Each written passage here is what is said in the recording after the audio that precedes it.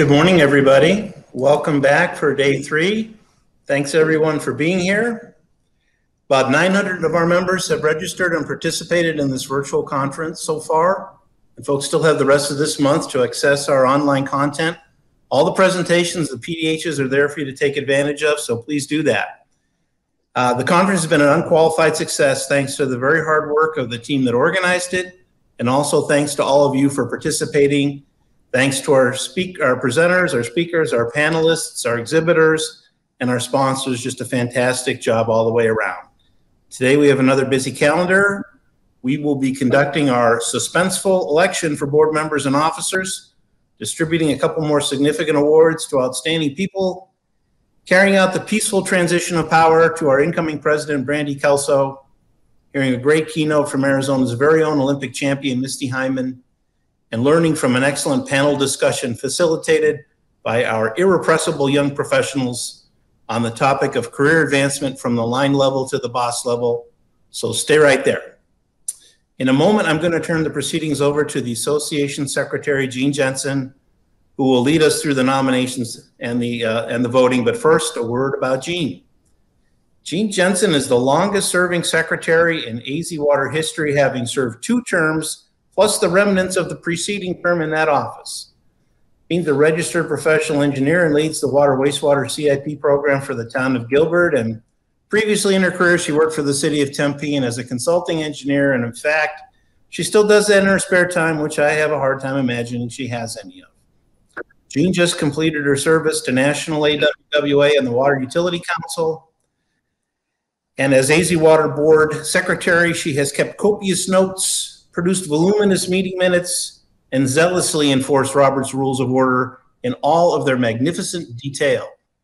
Although she is leaving that post, as you will hear in a moment, we are not done extracting contributions to AZ Water from Jean Jensen, so let us welcome Jean.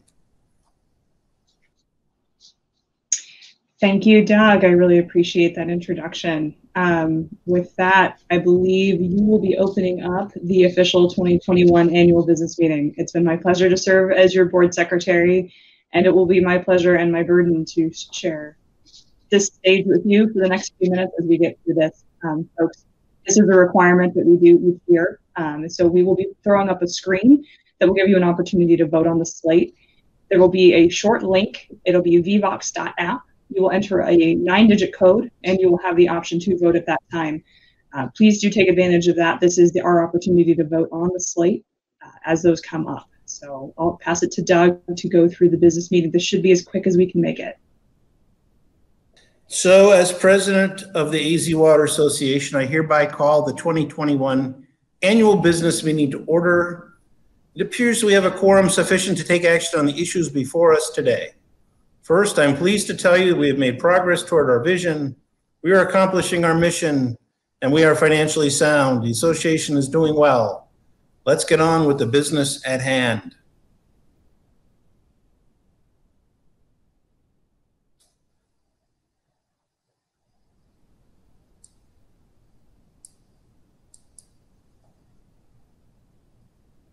Should be hearing from Jean now. No? I'm looking at my screen. What the heck?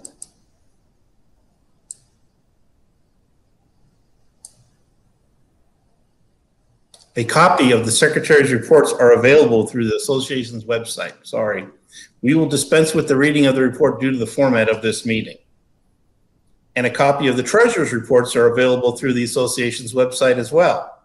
We will dispense with the reading of that report due to the format of this meeting. Apologize for my delay there. Okay, in the winter edition of the AZ Water newsletter, the AZ Water Nominations Committee, chaired by past President Tom Galzeski, solicited nominations for new board positions. The committee collected and reviewed nominations and made recommendations at the regularly scheduled Board of Directors meeting, and this was also confirmed by an e-vote. The board approved the committee's recommendations unanimously. Via e-bulletin, the proposed nominations were published and now require a vote of the membership. Since the AZ Water structure consists of 3 separate organizations, the Arizona section of AWWA, the Arizona WF, and the AZ Water Association, we actually have three separate votes. AWWA Board of Trustees, officers, and national directors, WEF Executive Committee officers and national directors, and AZ Water officers and directors. I will request that the AZ AWWA slate be read by Secretary Jean Jensen.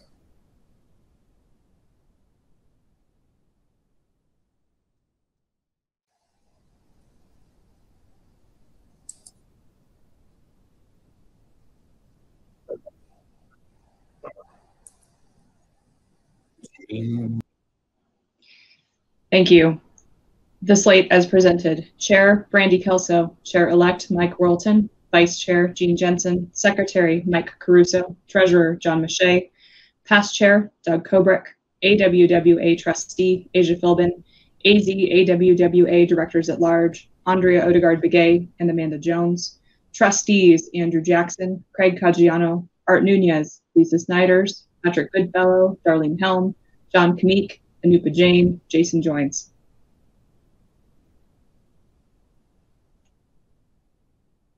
Vote at this time to close nominations and approve the slate as read. All AWWA members voting to approve the AWWA slate as read, please signify by voting using the platform provided, the instructions that Jean just gave you.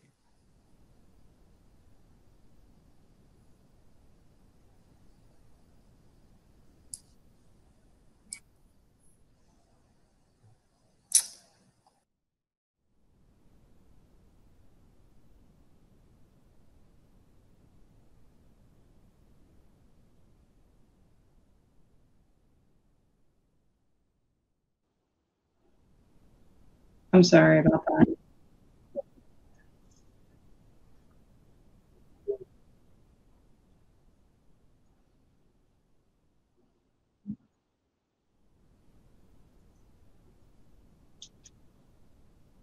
We'll have to leave this up until we at least get a few votes.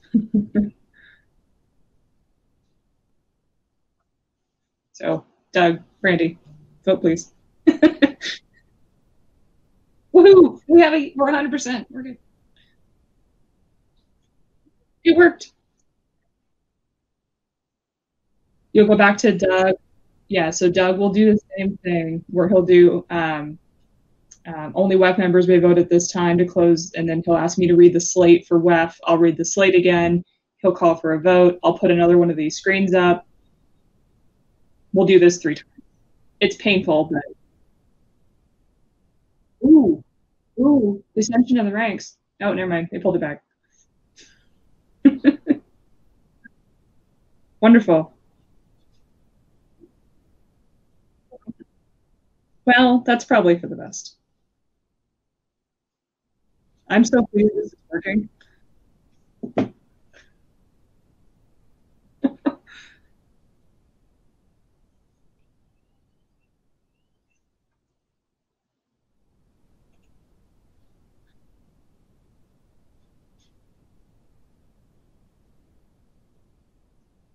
21 so far.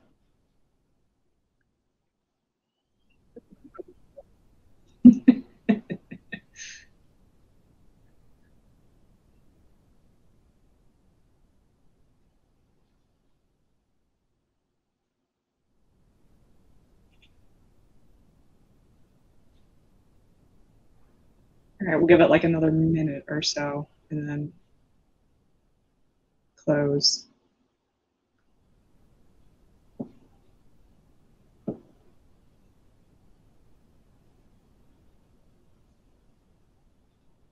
And I was smart and I pre-populated these so we don't have to wait for me to type all this crap out.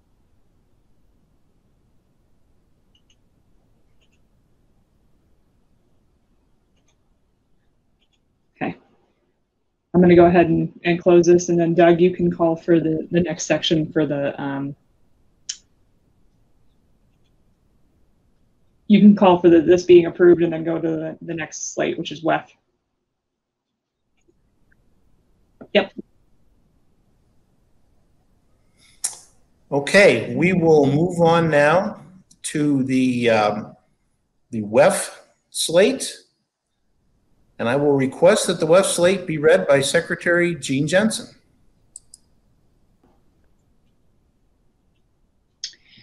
Thank you, Doug. The next slate is for the WEF board. You'll note that these are the same folks, but with slightly different titles. President, Brandy Kelso. President-elect, Mike Worlton. Vice President, Gene Jensen. Secretary, Mike Caruso. Treasurer, John Mache. Past President, Doug Kobrick. WEF Delegate, Tom Galzeski. WEF Delegate at Large, Patty Kennedy. Director, Andrew Jackson. Craig Caggiano. Art Nunez. Lisa Snyders. Patrick Goodfellow. Darlene Helm. John Kamik. Anupa Jain. Jason Joins. Jensen. Only WEF members may vote at this time to close nominations and approve the slate as read. All WEF members voting to approve the WEF slate as read, please signify by voting using the platform provided.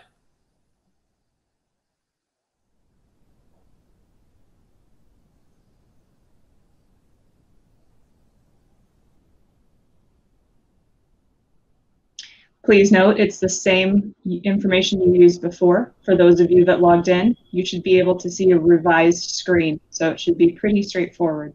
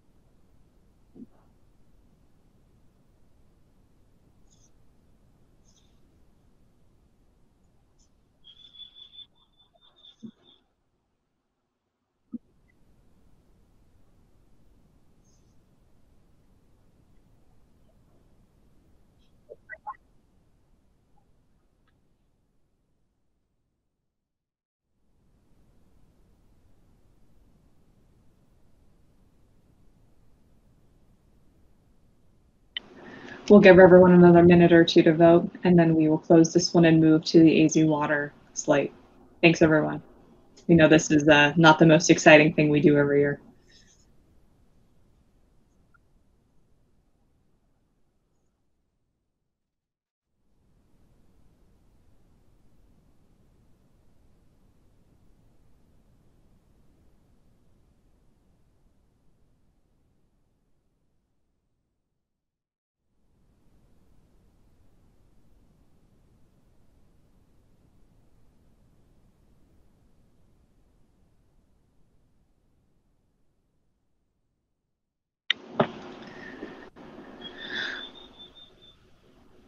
All right, thank you to everyone that voted. We will move on to the AZ Water slate.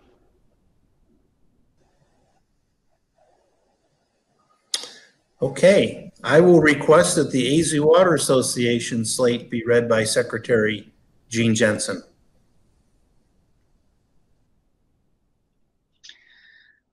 All right, this is the last vote for today. Give me just 1 second. Gotta close the last one, open the new one. The last slate consists of AZ Water, the AZ Water Board. It is President Brandy Kelso, President-elect Mike Worlton, Vice President Gene Jensen, Secretary Mike Caruso, Treasurer John Mache, Past President Doug Kobrick, WEF Delegate Tom Galzeski, WEF Delegate at Large Patty Kennedy, AZ AWWA Directors at Large Andrea Odegaard-Begay and Amanda Jones. Directors Andrew Jackson, Craig Caggiano, Art Nunez, Lisa Snyders, Patrick Goodfellow, Darlene Helm, John Kamik, Anupa Jain, Jason Joins.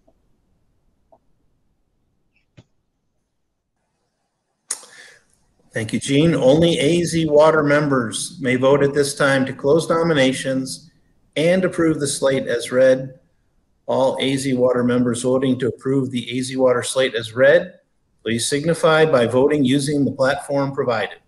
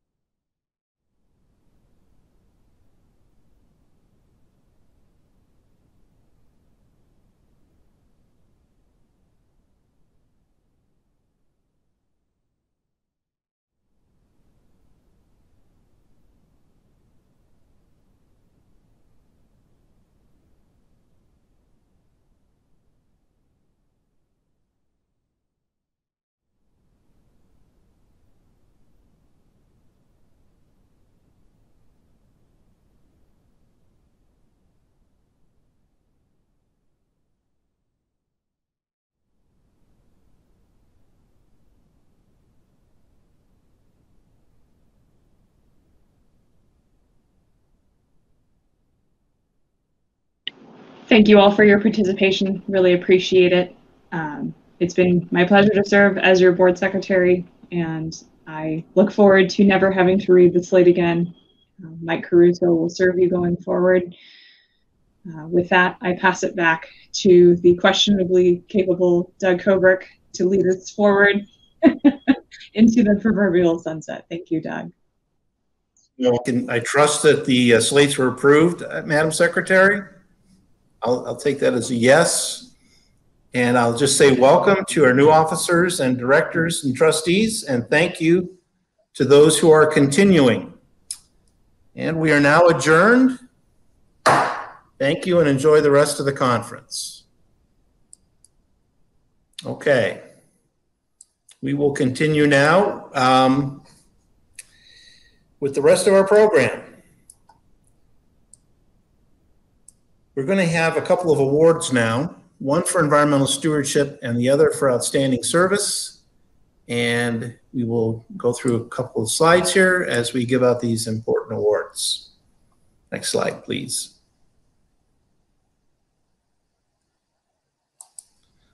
So the Environmental Stewardship Award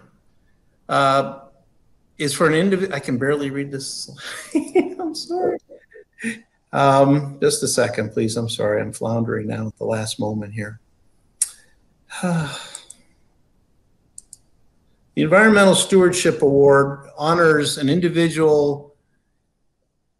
I can't read this slide. I apologize, everybody. It's too small on my screen. Nick, Samir, can you give me a larger version of that somehow?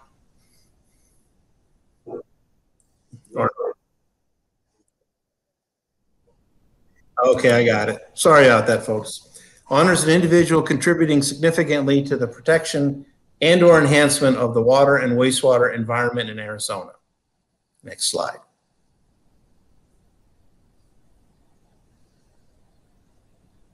The Environmental Stewardship Awardee has worked passionately for over 25 years to preserve the integrity of water resources. She has contributed to the water and wastewater industry as a chemist, laboratory manager, researcher, and advisor. She holds master's and doctorate degrees in organic chemistry and was awarded Outstanding Student of the Decade for her academic achievements. She has been a member of AZ Water for almost 20 years. She is on the Tap Into Quality and Water Treatment Committees and is currently serving as the board liaison for Tap Into Quality Research and Lab Practices Committees. She would like to raise awareness of tap water by enhancing community engagement activities. Next slide, please.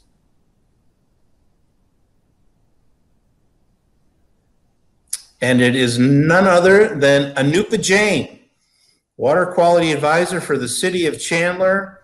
Congratulations, Anupa. Well-deserved.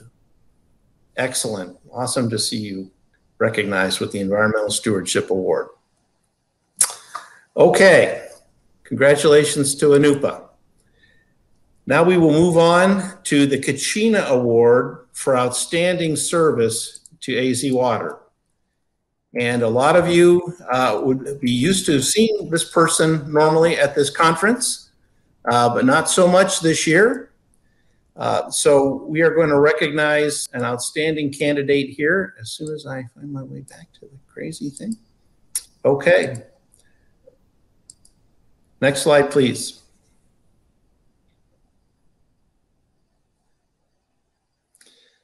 And again. You know, we must have rehearsed this 85 times. I don't know if that shows, though. Can we do the next one?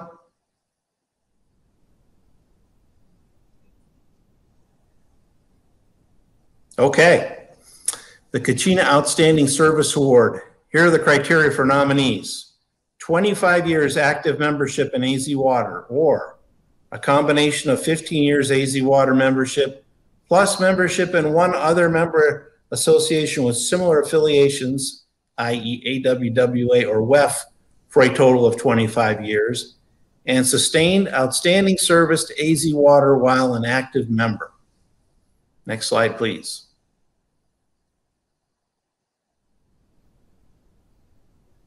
The Kachina Outstanding Service Award was renamed to honor our heritage, as our new name and logo was unveiled. It honors the AZ Water Association's history and ties to the Emiskachina, which is the Hopi Indian spirit symbol attributed with the ability to bring rain.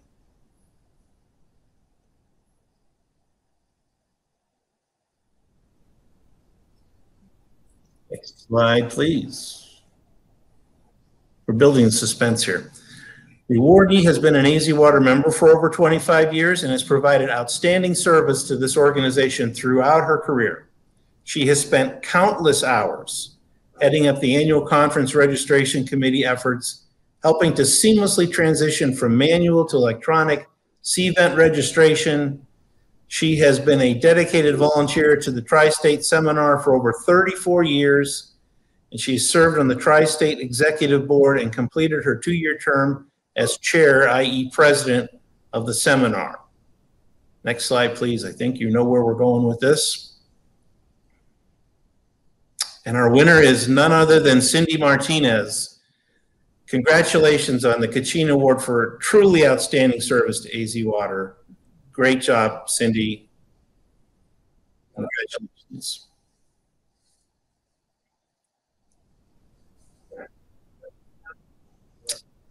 Okay, 2 great award winners there for sure.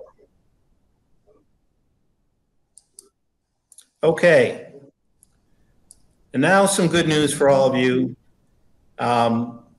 This is going to be my final set of remarks as your AZ Water president. I'm not going to review all the many accomplishments of the past year. I'm just going to say, I think we did a darn good job together weathering this pandemic and continuing to move the association forward. I am going to tell you one thing you already know, and that's that Brandy Kelso is going to be an awesome AZ Water president. We all know that. What I'd like to do just with the next couple of minutes is simply express my gratitude for the opportunity to have served as your president, and more importantly, just to be a part of this great group of people who collectively add up to AZ Water. It's humbling to know that my name is going to be on the list between Brandy Kelso and Tim Tomyer, 2 great leaders of our profession. And just looking back at the last 5 past presidents, the other names are Lisa Jackson, Repair 3, Bob Hollander, and Tom Galzeski, all people for whom I truly have the highest respect. And further back, other great people like Don Manthe, Paul Hendricks, my former boss, Dave Mahaffey, obviously far too many to mention, and yet somehow Kubrick snuck in there. It's truly an honor. And I mean that from the bottom of my heart. You know, sometimes on those rare occasions when my daughter asks me for advice, and those are very rare occasions, I say to her, Alicia, let me help you with your situation by talking about myself. And for some reason, I think that annoys her. But at the risk of being annoying, I'm going to indulge myself briefly recounting my somewhat boring personal story. When I came to Arizona, I was a young engineer. And yes, that was many, many years ago. I foolishly thought I was visiting Arizona, which I was excited to do. But actually, my former employer was making a stealth transfer to move me here, which I was, to be honest, not at all excited about.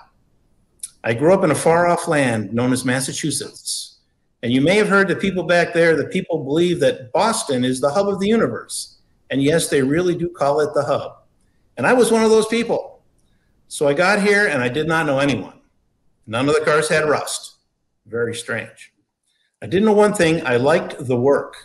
I mean, if you want to be an engineer in the water profession, this is the place to be. And I also realized that I liked that small group of people that I was working with at the time. And of course, what happened was I got busy, got to know some more people, and pretty soon, here we are. So now I know hundreds of people, many of you out there listening to this, and no doubt you're wondering, when am I going to get to the point? So the point is, the people who work in the water industry in all of its facets are special. They, you, have chosen to be part of this people helping profession. You might have had other options, but we all have the great privilege of doing this work and not having to wonder if we're spending our time and our energy and our lives basically doing something worthwhile, because we know we're doing something worthwhile. Safe water, reliable sanitation, planning and preparing for the future. What could be more fundamental or important than that? The answer is not much. Every person in the water industry has chosen to devote their career to helping their neighbors, friends, and thousands or millions of other members of the community whom they do not know. It is special. And at the risk of being a bit of a booster, among this cohort of special people working in the water industry, many of the most caring and committed choose to further invest more of their time by being a part of AZ Water. That is why this is such a terrific organization. AZ Water is chock full of awesome people, you people. People who are awesome enough to take in even a reluctant, introverted, transplanted, nerdy stranger like me. You folks and others I have worked with in this great industry, profession, or calling, and I'm never quite sure what to label it, made it possible for me to have a really rewarding career in life. And I know I'm just one of thousands who can say that same thing. That's the fantastic, amazing nature of this water industry, and especially the AZ Water Association. A great group of wonderful people doing vital work. So know that and be proud. And as for me, all I really have to say is thank you. And I'll add one other thing, and that is, here's Brandy. Thank you, Doug. And I'm going to get that gavel from you. You can't keep it. Just, you know, to note that for future. I know virtually it's hard to transfer things, but I'm coming after you next week to get it. Good morning, AZ Water. I am honored to be serving as your next AZ Water president. I started my journey in AZ Water back in the late 90s, attending events and annual conferences like this one, but not really like this one because it was not virtual. But I became involved and know many of you have met me through the years in those types of settings. Well, in around 2001, 2002, the then president, Jim Pembroke, which Doug didn't talk about, so I'll talk about him. He came to me and said, AZ Water is looking to start a new committee of young professionals. And he asked me if I'd be interested in starting that said committee. Sure, why not? It sounds like a great opportunity. So I gathered a few other young professionals and we set about developing this new committee. And 20 years later, that committee is super strong and vibrant and a vital part of this organization. And I am proud to be the one of those young professionals back then that began that committee. I'll put a little plug in for them right now to remind everybody to go and participate in the YP raffle. You can buy your tickets until midnight tonight. That's the way they gather funds to be able to do all the great events that they host on behalf of AZ Water. So back to my story. The YP committee was just the beginning of my journey with AZ Water and my years of service. I've been on various committees, including the conference committee, the luncheon committee, the membership committee, and so many others that you just can't name them all. I've also served as your board treasurer and secretary and AWWA director. And now I'm honored to be serving as your next president. As I begin to reflect on how AZ Water has grown over those decades, where we started, I've been to conferences in Tucson and Mesa and Glendale, and now the Phoenix Convention Center. And then today, virtually, those changes and challenges year over year really ignite me to know that our future is strong and that I'm excited about that future. Under Doug's leadership this past year, he started a couple things that I'm going to use as a springboard to further our future as an association. The first is the Social Justice Ad Hoc Committee. This committee, with the help of a consultant, is gathering input on how AZ Water can be more inclusive and embrace diversity within our membership and our broader communities. With this in hand, my goal for this year is to really put a group of people to work, past presidents, board members, various committee chairs, and other volunteers to update our strategic plan and business plan. Both of these documents were updated about 3 years ago. But as you can imagine, things have changed a lot in the last year as we've learned about technology and virtual and social justice issues. And so it's time that we take on the challenge of updating these two important programs. I believe that with these, we can further enhance our mission, which is to advocate for Arizona's water through bold leadership, connecting professionals, providing education, and inspiring environmental stewardship. This update will not only focus on integrating diversity, inclusion, and social justice, but also leveraging those things that we've learned this past year in technology and ways to be innovative. I'm excited to be leading the organization to ensure that AZ Water continues to be a robust, innovative, and collaborative organization. I encourage each of you to find your place in AZ Water like I did 20 years ago. We have over 30 committees and numerous opportunities to get involved. Little did I know back 20 years ago when I got involved that I would start this journey. But I can tell you it's been one filled with opportunity for personal and professional growth, inspiration from dedicated leaders and members, and the ability to advocate for water's precious resource, or Arizona's precious resource, water.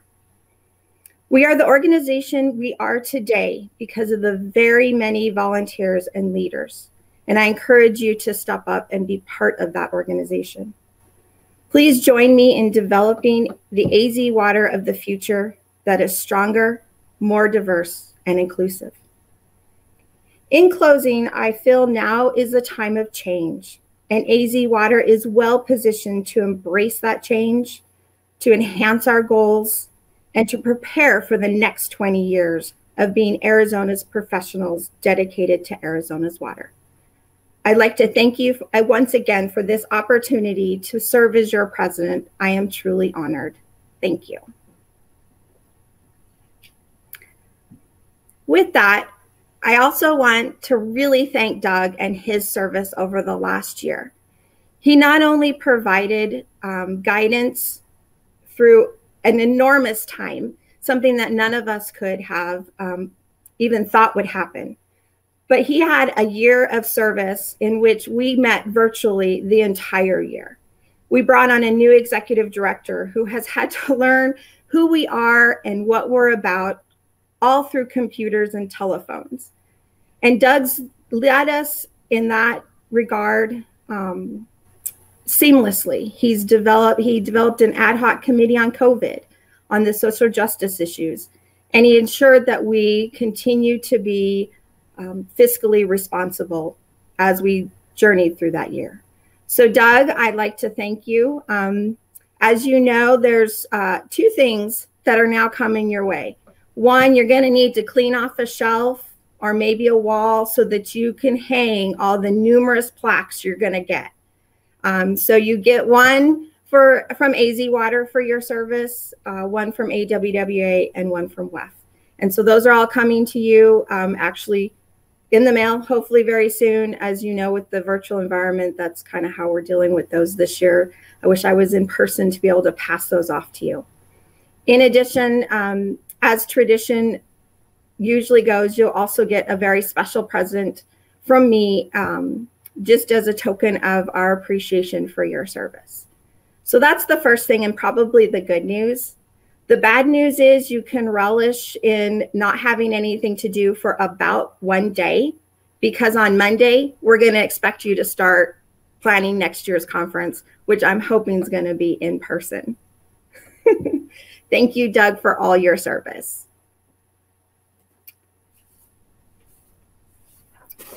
Okay, with that, again, thank you, Doug. I think now it's my pleasure to introduce to you our keynote speaker.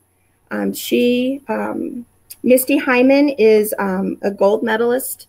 She's a graduate from Stanford University. She's a 28-time All-American with 13 U.S. and 5 NCAA national titles, including the 1998 NCAA Swimmer of the Year. I think most of us know her from her remarkable performance in the 2000 Sydney Games, in which she came from behind to break both the American title and win the 2,000 meter butterfly. Misty currently is working as a senior assistant coach at Arizona State University. Go Sun Devils. And so it's my honor to introduce today Misty Hyman, and she's going to give us a presentation on transforming from high performance competitor to a high performance leader. Thank you, Misty.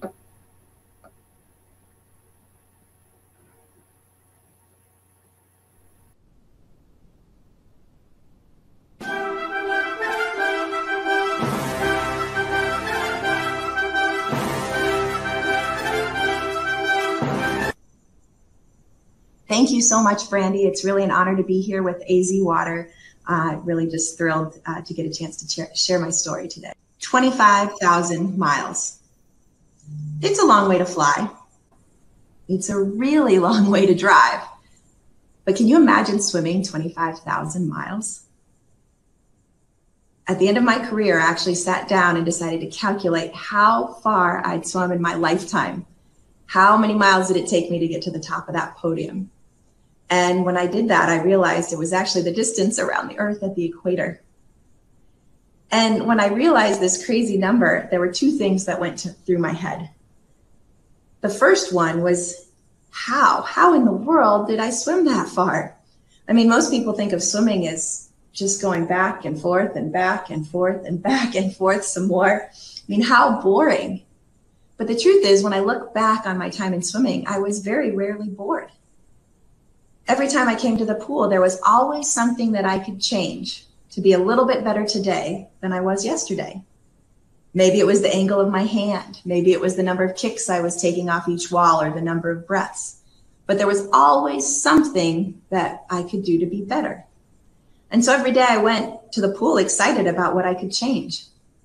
And those years just flew by. Now, don't get me wrong, they weren't always fun and games. But most of the time, I really enjoyed the process of getting better. But the bigger question that I had to ask myself when I realized I'd spent most of my life literally underwater, which a lot of my high school friends like to tease me about, that a lot of pop culture trivia I really have no idea about during that time, was that why? Why did I spend so many hours in the pool? How important is it really that I can swim really fast with my arms and legs together? I do the butterfly. And as my Stanford professors like to remind me, my swimming is not going to feed the hungry or solve world peace. And all the times I was in the pool, I wasn't at their office hours. So why does it really matter? And I took a lot of time to think about that, and it kept me up late at night after my swimming career was over. And I realized something very important. There is a reason why sports are such an important part of our society and our culture. Sure, we all love the thrill of victory and the agony of defeat, but I believe there's something deeper. I believe that sports are one of the best illustrations of human potential. One of the reasons we all love sports is because there are very few other places in our lives where we can see so clearly the results of hard work and effort measured, in my case, in just hundredths of a second. When we see Michael Phelps win another gold medal, or we see Simone Biles stick that perfect landing, we are reminded that human beings are capable of incredible things. And that's what swimming taught me. Swimming taught me that I was capable of so much more than I could ever dream. And that's something that I carry with me in everything else that I do in my life. And that's how I know that every stroke, every length, and every mile was worth it. Because I get to be a small part of the symbol of what sports means in our society and culture, and why I'm so proud to be here today to tell you all my story. I started swimming when I was just 5 years old. I was one of those kids that was allergic to everything. Dust, grass, mold, peanuts, corn, you name it, I was allergic to it. Pneumonia once a year, and at 5 years old, I was diagnosed with asthma. I'm sure that my parents never dreamed in a million years that I would be an Olympic gold medalist. I mean, not even an athlete, really. But a very smart doctor told my mom that swimming was the best sport for kids with asthma, that swimming was the best therapy. So the first thing she did that summer was sign me up for the local, at Roadrunner Park, for you Phoenicians out there, the local Parks and Rec Summer Swim League. And I don't remember this, but my dad tells me that at my very first swim meet, I dove in the pool, swam about halfway down, and then I swam to the side and I got out and cried. I couldn't even finish the race. But my parents saw that swimming was making me stronger and healthier, and I was needing to use my inhaler less. So they encouraged me to finish the season and keep going to practices. And so my first goal ever in swimming was simply to finish the race. And eventually I did that. And then my next goal was not to finish last. And I did that. And after a couple summers, two things became really clear. One was that I just really loved being in the pool. There was something about being in the water that made me happy, made me feel like I could fly like Wonder Woman or Peter Pan. And the way the water felt on my skin and the way it sounded when it rushed past my ears was something really special. I just loved swimming. And the second thing we noticed is that maybe, just maybe, I had some talent for that crazy thing they call the butterfly. So my mom saw that I was still getting sick in the winter, and so she thought, well, year-round swimming would be a good idea. And so we literally opened the Yellow Pages to look for the closest year-round swim program to our house. And time, it was in the desert in Arizona. My coach had built his house and a pool in his backyard, and there was a dirt road to get there. And we had no idea what we were getting into when we started. But what we found out later was that this coach, who happened to be starting his facility called the Arizona Sports Ranch, that I would essentially grow up with, he was on the cutting edge of the sport of swimming. And he was actually one of the first coaches to ever really use math as a way to improve swimming, to use a very simple math equation to apply it to swimming. And what I grew up with was that there are three simple variables that make up your race.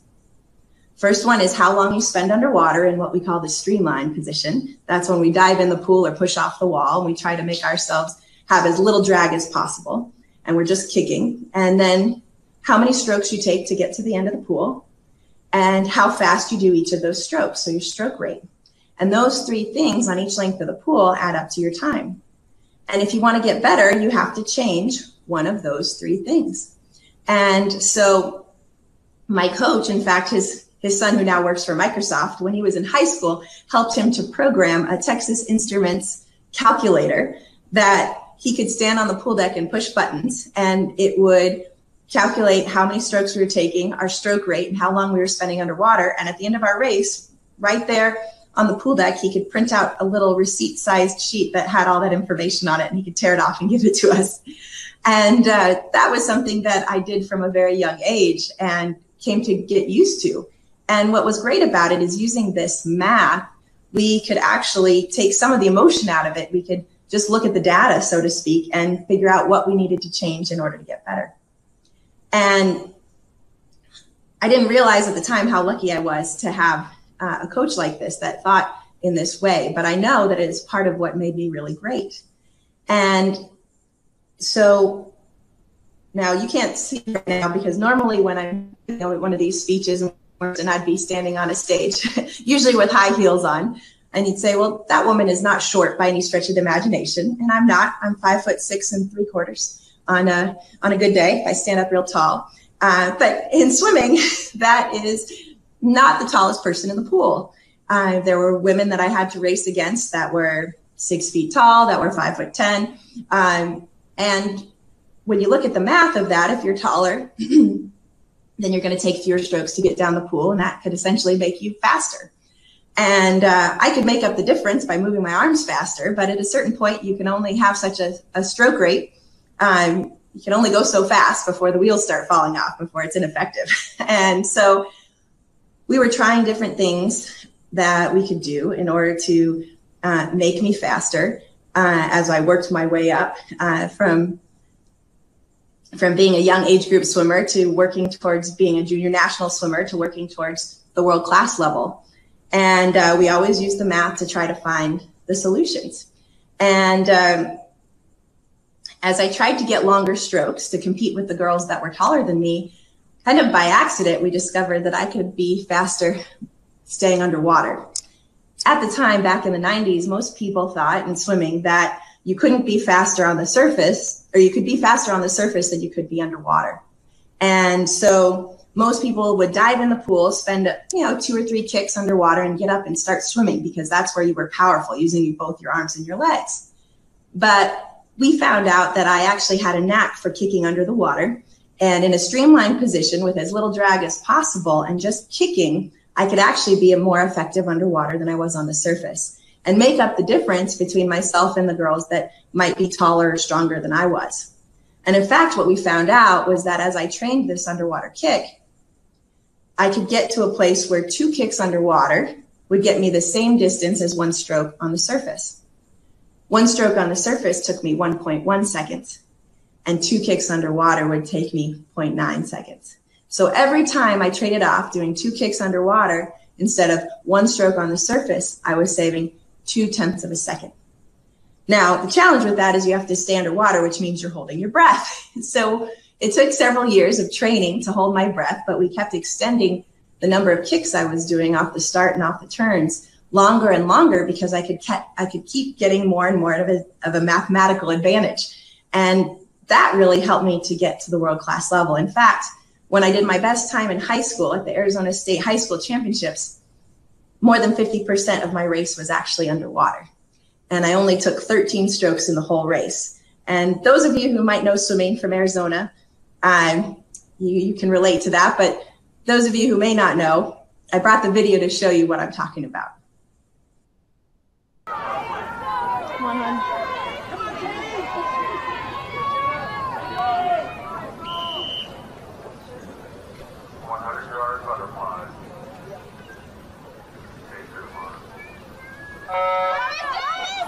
Misty was not shaved yesterday on her way to 52.6. She dropped nearly 2 seconds. She had slipped on the lead-off leg of the relay yesterday, and then today was nearly 2 seconds faster in a 50. I've got 11.2, 11.3 on another watch here. The American effort she had. And it's faster than the American record. Come on.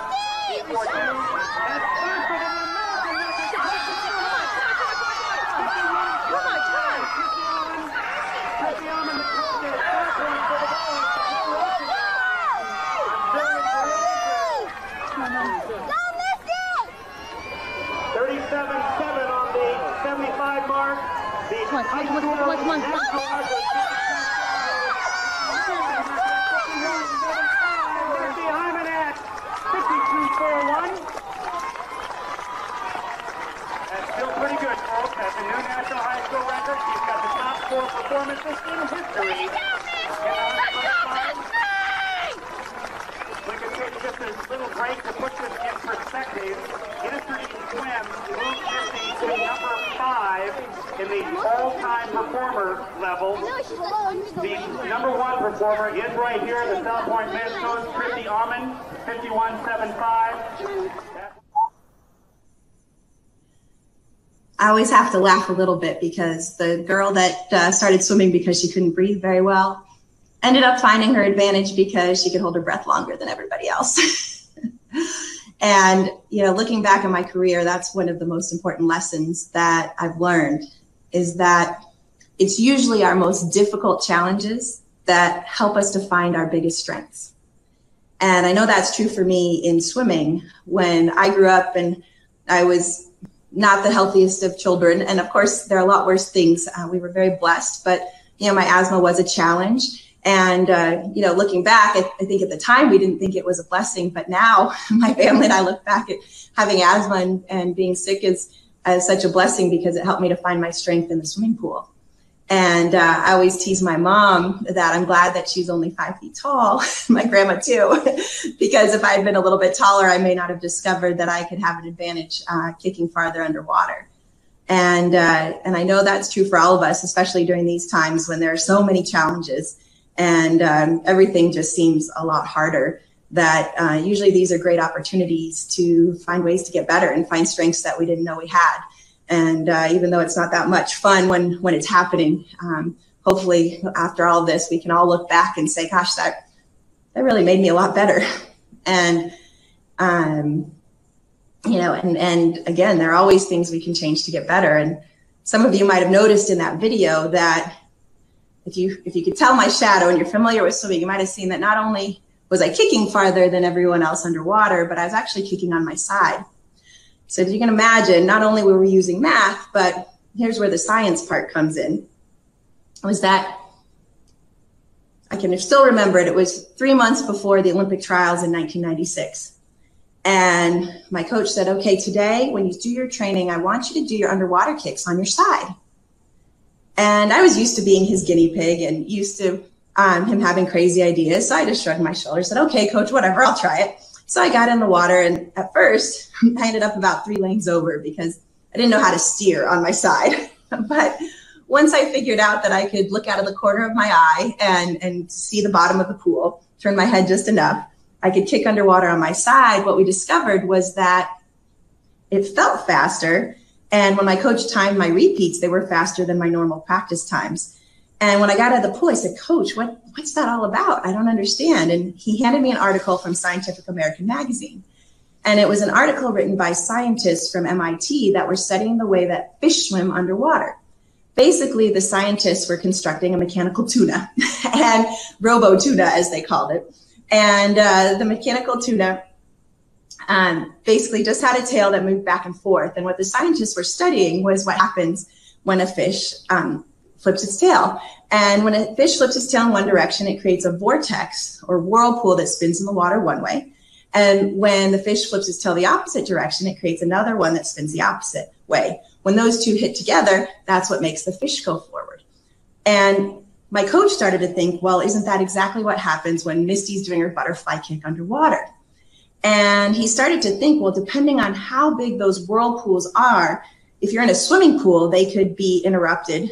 If you're swimming on your front, they could hit the bottom, be interrupted by the bottom of the pool, or hit the surface and be interrupted by the surface of the water. And so my coach thought, well, maybe if you're on your side, they'll have more room and you'll get more power. So we actually did an experiment where we rubber banded a plastic tube from my fingertips to my toes, and we put food coloring just from the grocery store, and I held it like a straw. So I put my thumb on the top of the tube and waddled over to the pool and jumped in. And my coach stood on a diving board with a video camera. And this is back in the 90s, so it's like a video camera like this. And he's standing up there, and so I push off underwater, let my thumb off the top of the tube. I kick underwater on my side. The dive, comes out by my feet, and we can see the circles, the vortices underwater, and they get to be over 4 feet in diameter. And we were shocked that they were that big, and we realized that we were really onto something. And so I've been kicking underwater on my side ever since. And the funny thing for me was that growing up, that was just normal to do things like that.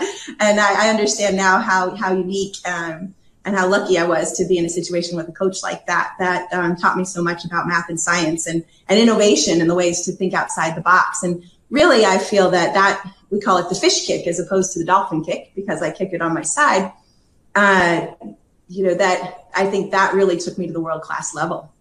And it was in 1996 that I came really, really close to making my dream come true. In fact, some of the best times I ever had, I was 16 years old, and I knew I had an outside chance, and I did the best times I'd ever done in my life. And in swimming, there's only one chance. You get one race, one chance to make the team, and I missed it by 3/100ths of a second. And it was devastating. It felt like I wanted to do the whole race over. I'd almost rather, I came in third, they take the top two. I thought, gosh, I'd almost rather be 6th or 8th place than come in third, and kept playing the race over in my head over and over again. And I thought, gosh, if I'd taken one less breath, if I had just, if we weren't in pandemic, you'd see I usually keep long fingernails for exactly that reason. Is that I always kept long fingernails, just a fingernail, because it was less than a snap of a finger or a blink of an eye. And, and at 16, 4 years seems like an eternity. I thought, how am I going to train for another 4 years and go for this? But something interesting happened. I gained a lot of perspective through that experience, because I went home and, for a long time I had a sign above my bed with the Olympic rings and Summer Sanders' name on it, my goal times up there. And, that was why I was waking up in the morning at 5 in the morning to swim in the winter before school and all of these things. And when I came home from those Olympic trials, I took the sign off my ceiling and I crumpled it up and threw it in the garbage. And I thought, gosh, well, now why am I going to go to the pool now? And, it just seemed like so far away. And how could I possibly motivate for that? And I spent a few days feeling sorry for myself and crying in my Cheerios. And then I realized something really important. And that was that even though I had this big dream of being in the Olympics and being famous and, earning that gold medal, I'm not going to lie, I have a notebook from 3rd grade full of what I wanted my autograph to look like. I actually practiced it. But even though I had those dreams, I realized that wasn't really why I swam.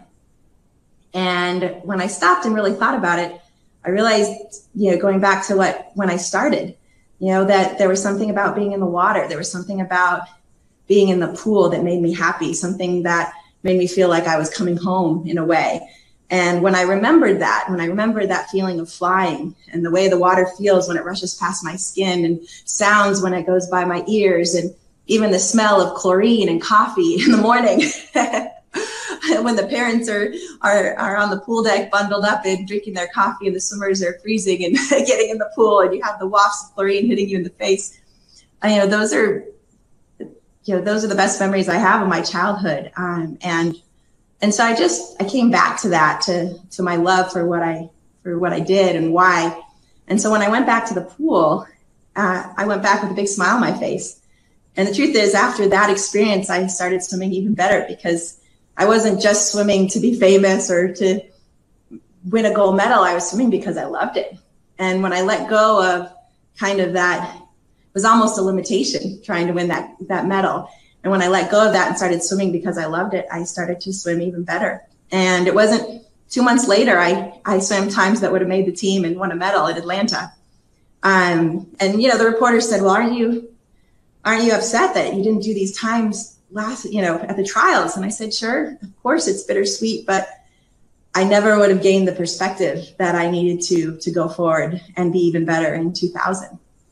And so by 1998, I was swimming most of the race underwater on my side. I was one of the top ranked butterflyers in the whole world. And I had a full ride scholarship to Stanford University. And I thought, here we are, I made it. This is my dream. Everything's coming together.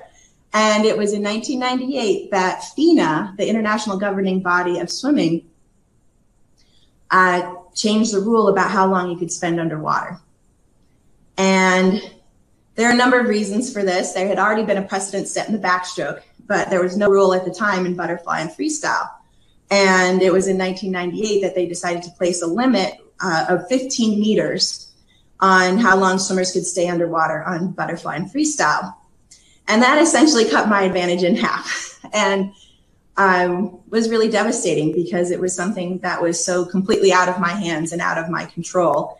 And I think, again, that happens to all of us in any industry, in anything, and especially this year. There are a lot of things we can control, but there are so many things that are out of our control. And thankfully, my coaches, my Stanford coach, Richard Quick, and my Arizona coach, Bob Gillett, and all my teachers and everyone around me said, you've come too far. You can't give up now. And they said, my coaches said, just tell us what the rule is and we'll figure out a way to win. And so that's what we did. And at first I went a lot slower, because my whole race strategy was built around the underwater kick. And, and a lot of people counted me out. A lot of, international people in the swimming world said, oh, Misty can't do it without the underwater kick. And it was really tough, because I was, first year at university with a new coach, but we worked at it. And for a while I thought I wanted to give up and I wanted to quit, but sometimes when you make big changes, you get worse before you get better. And you kind of think, gosh, are we ever really going to get there? But we kept working at it. And actually I changed the focus of my event. I had been a sprinter. I usually like the shorter freestyle event, the shorter butterfly event, the 100. most of my speed came from the underwater, but then we decided that since I didn't have the speed on the surface, that maybe my best chance was in the longer race, the 200. Now, I had always struggled with the end of a 200 butterfly, and because I usually like the shorter, I was more of a sprinter. But my coaches felt that if I could learn to really finish the 200 race, that was where my best opportunity was. And so we went back to the drawing board, and we actually changed my surface stroke to be more sustainable for the longer distance, to actually double the distance. And it took a long time, and I wasn't sure if it was going to come together, but I'll never forget my Stanford coach, Richard Quick. He was one of the most winning coaches in all of swimming, many-time Olympic coach, many-time NCAA champion coach.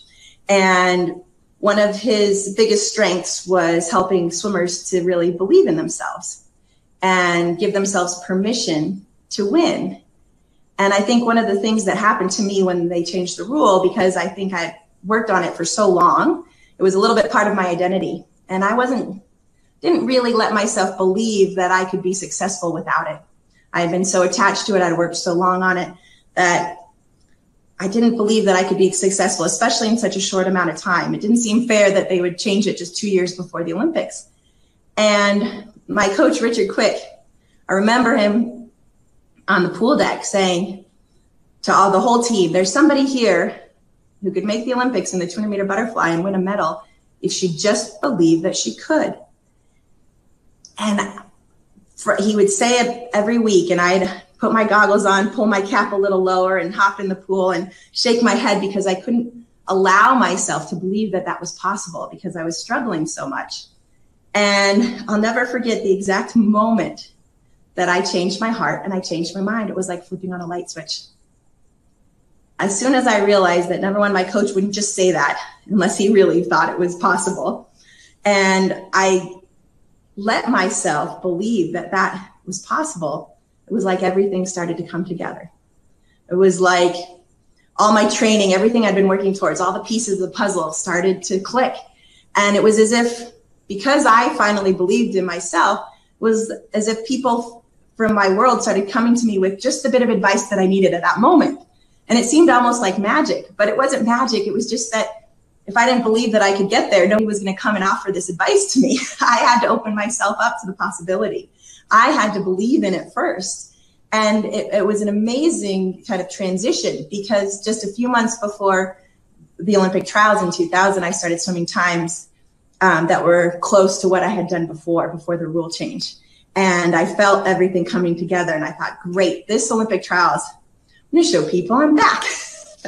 And of course, I went to those Olympic trials, and I got the flu. It's always something, right?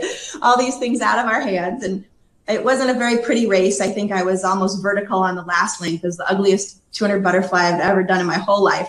But somehow I managed to just claw to the wall and get my hands on the wall and qualify for the Olympic team.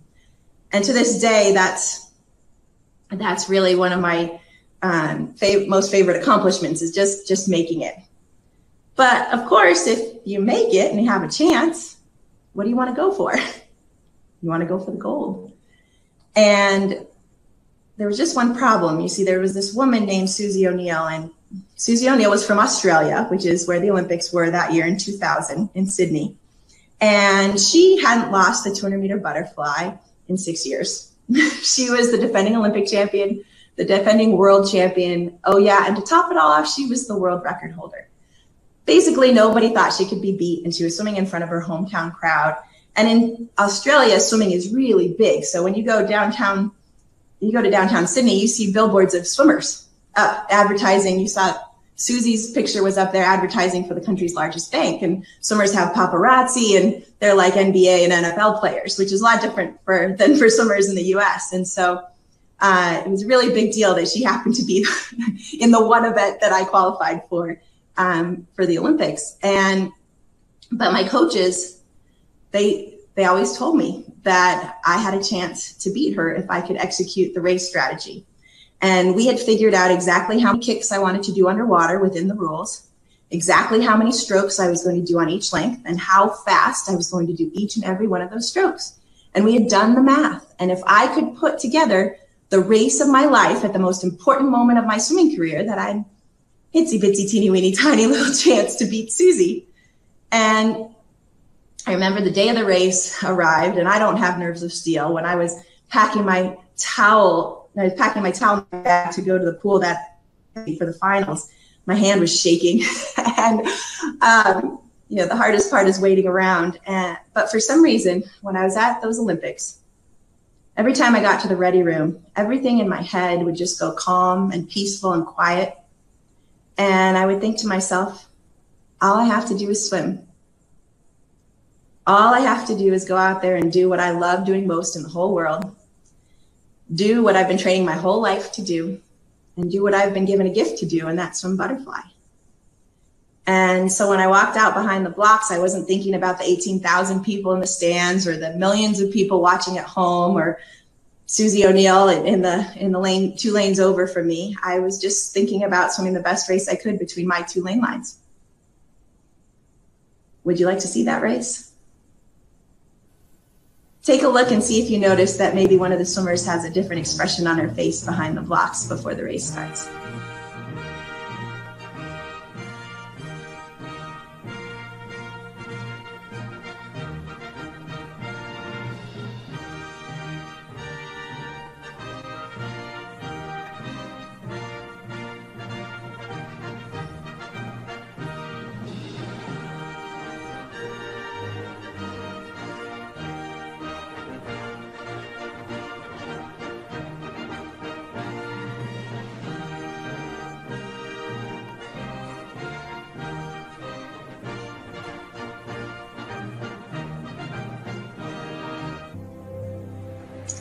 She's likable and virtually unbeatable in this race. She hasn't lost a race in the 200 fly in 6 years, dating all the way back to the '94 World Championships.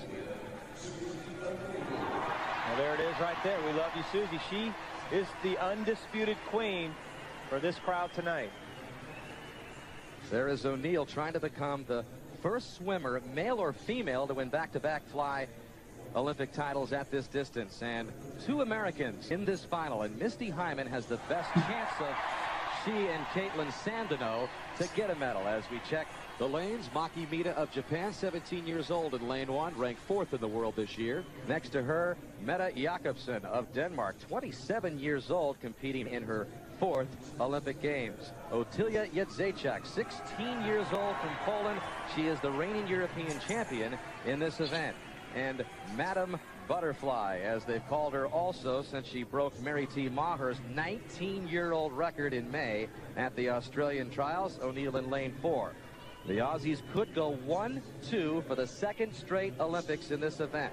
Petria Thomas took the silver behind O'Neill back in Atlanta 4 years ago. And in lane 6 is Hyman, who is just slightly off her personal best she set in the prelims, as she was the number 4 qualifier from the semis. And right next to her in lane 7, 17-year-old Caitlin Sandeno, who's already finished 4th in the 400 IM earlier in these Olympics. And in lane 8, Yuko Nakanishi, 19-year-old from Japan.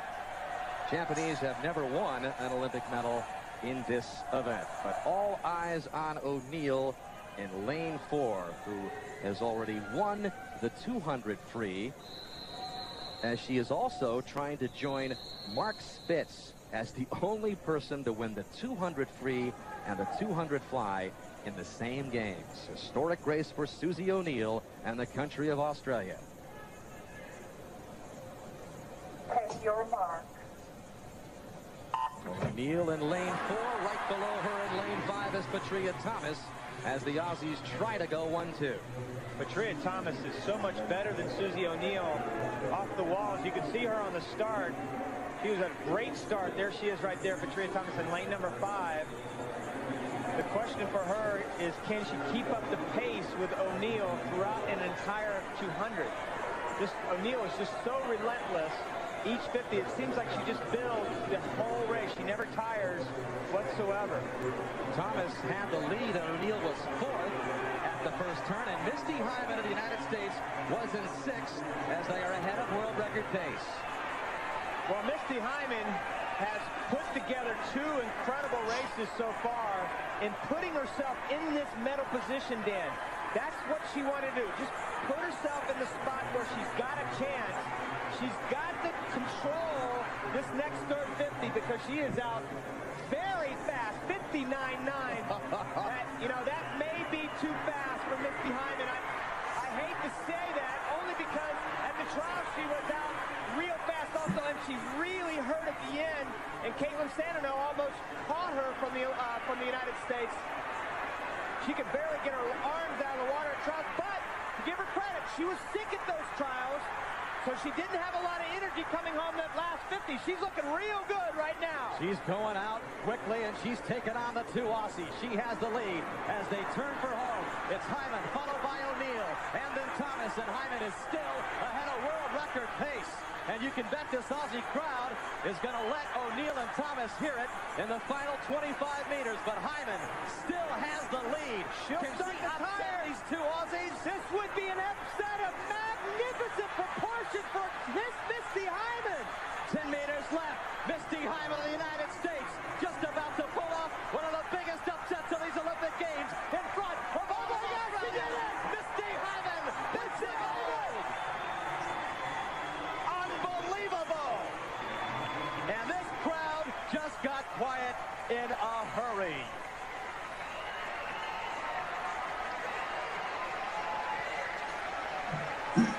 O'Neill was second. Wow, it's hard to describe that moment. It's the best I can describe it is like having every emotion I've ever had rolled up into about 20 seconds. I did bring this with me to share. You'd think it'd get old watching it hundreds of times, but it never does. It always feels like a fairy tale, and it's something I just feel so privileged and blessed to have had the chance to experience and to share with everyone. There are a lot of things since I won the gold medal that have not been on the world stage that are just as important to me, if not more important than this. This was just one night of my life, and it was a lucky night that everything came together, all the stars aligned. But I truly believe that each and every one of us has a chance to win our own gold medal in our own way. And it may not be on the world stage, but we all have a chance to reach our full potential in all the different areas of our lives. And that's what I hope my story can inspire all of you. And I know that all of you are already doing that in your lives, and especially you essential workers out there who have come through for us throughout this pandemic. And I know it hasn't been easy, and there have been a lot of unknowns, but I want to thank you for all your efforts and all your hard work. And thank you for winning that gold medal for us and helping us get through it. So thank you again to Brandy and AZ Water and to everyone for coming to hear my story.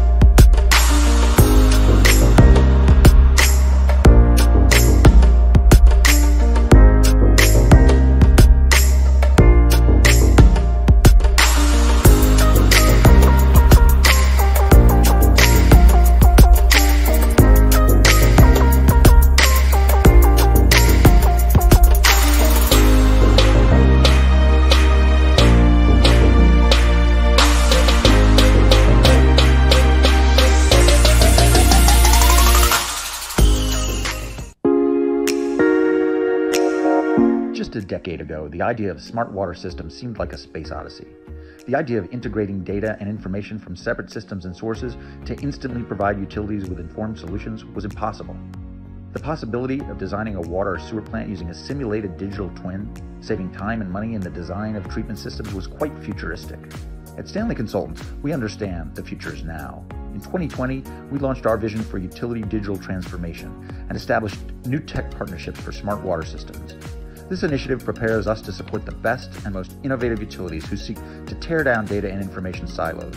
Utilities that seek to design and operate their systems by utilizing data from all systems and sources, along with automated data analytics to make the best decisions within critical timeframes and at lower costs.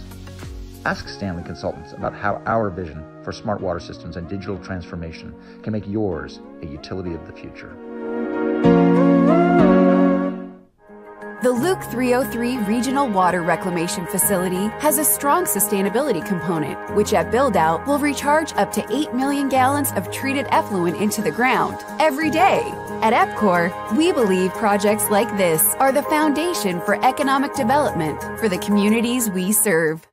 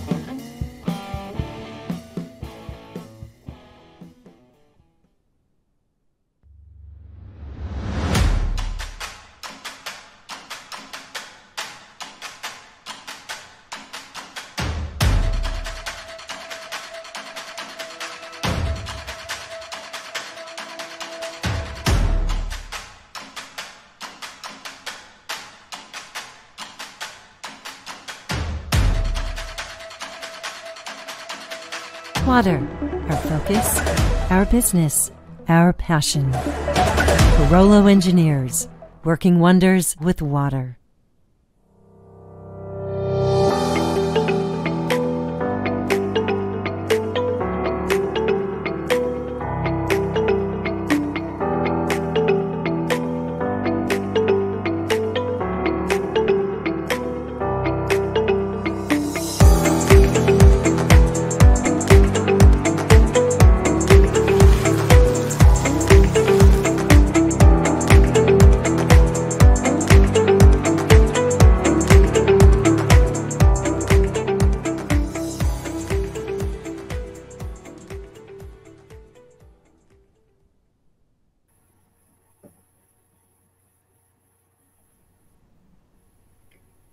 Thank you, Misty, for sharing your story. I really enjoyed learning more about you. And now for today's panel discussion, I'd like to introduce to you our panel facilitator, Heather Tegowan. Heather is a civil engineer with Stantec, and she's this year's chair of the Young Professionals Committee, obviously one of my favorites, as you heard earlier. So please welcome Heather and the panel. Thank you.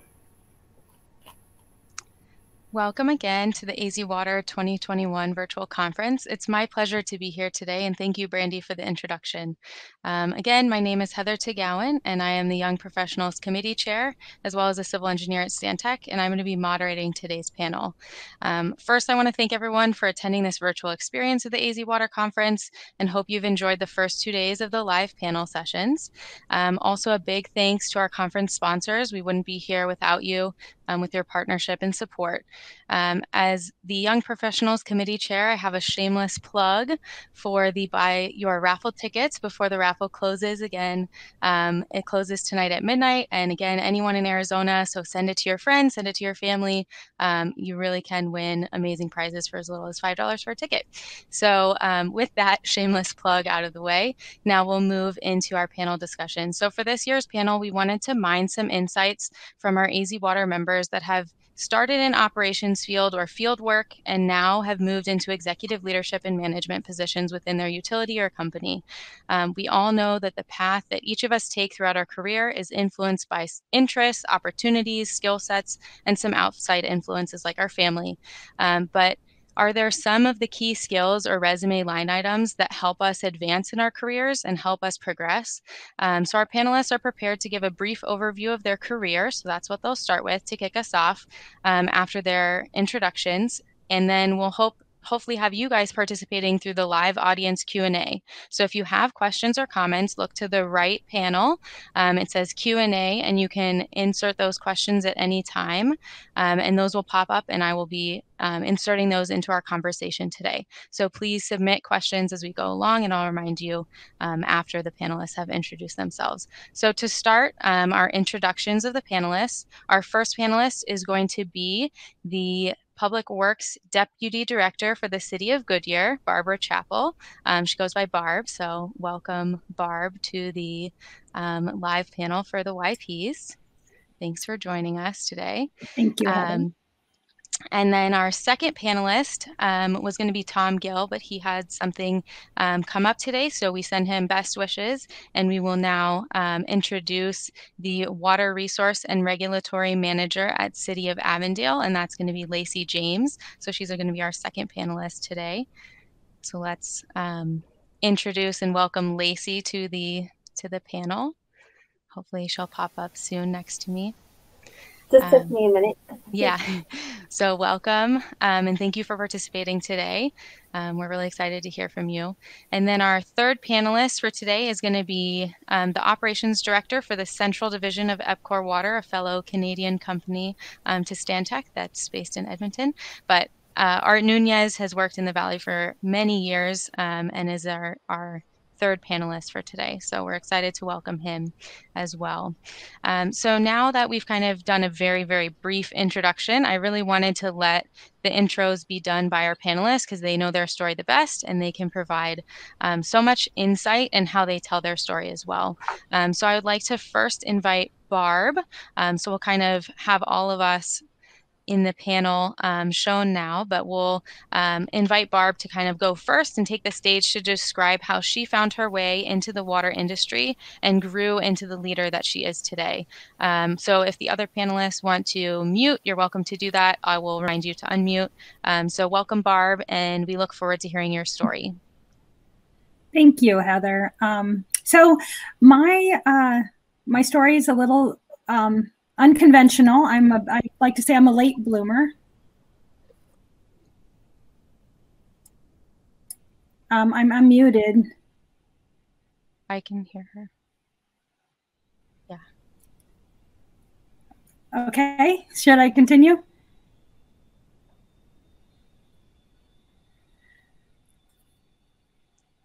If anyone can pop into the Q&A just to let us know if you guys can hear us, that'd be great. But then Okay. Barb, if you want to go ahead, that'd be great. Okay, so I decided to start my college education a little bit later in life, and when I did so, I wasn't quite sure what I wanted to do. I found myself in my late 20s and a single mom, which I never thought I would be. Decided to start taking some college classes, which quickly led me to wanting to make a difference for this great state that I'm a native of and I've always loved, and I knew water was really important. So I decided to embark on a journey to get a civil engineering degree with an environmental minor. And so that took me 10 years. I worked full time, raised my daughter during that time, and about halfway through, I figured I better start looking for work in a municipality. So I needed to get started on my career, and did start with Avondale. I spent a good portion of my career in the city of Avondale, started in development services, but quickly switched over to the utility as soon as I had an opportunity to do so. And that happened. What I did to make that happen was right away when I got into the city is I made connections with the utility department. I kind of latched on to, we had a superintendent at the time that was very helpful, and he pointed me right to where I could start getting my certificates. I started getting operator certifications and landed my first water job in the wetland and recharge operations of the city of Avondale. So started as a senior operator.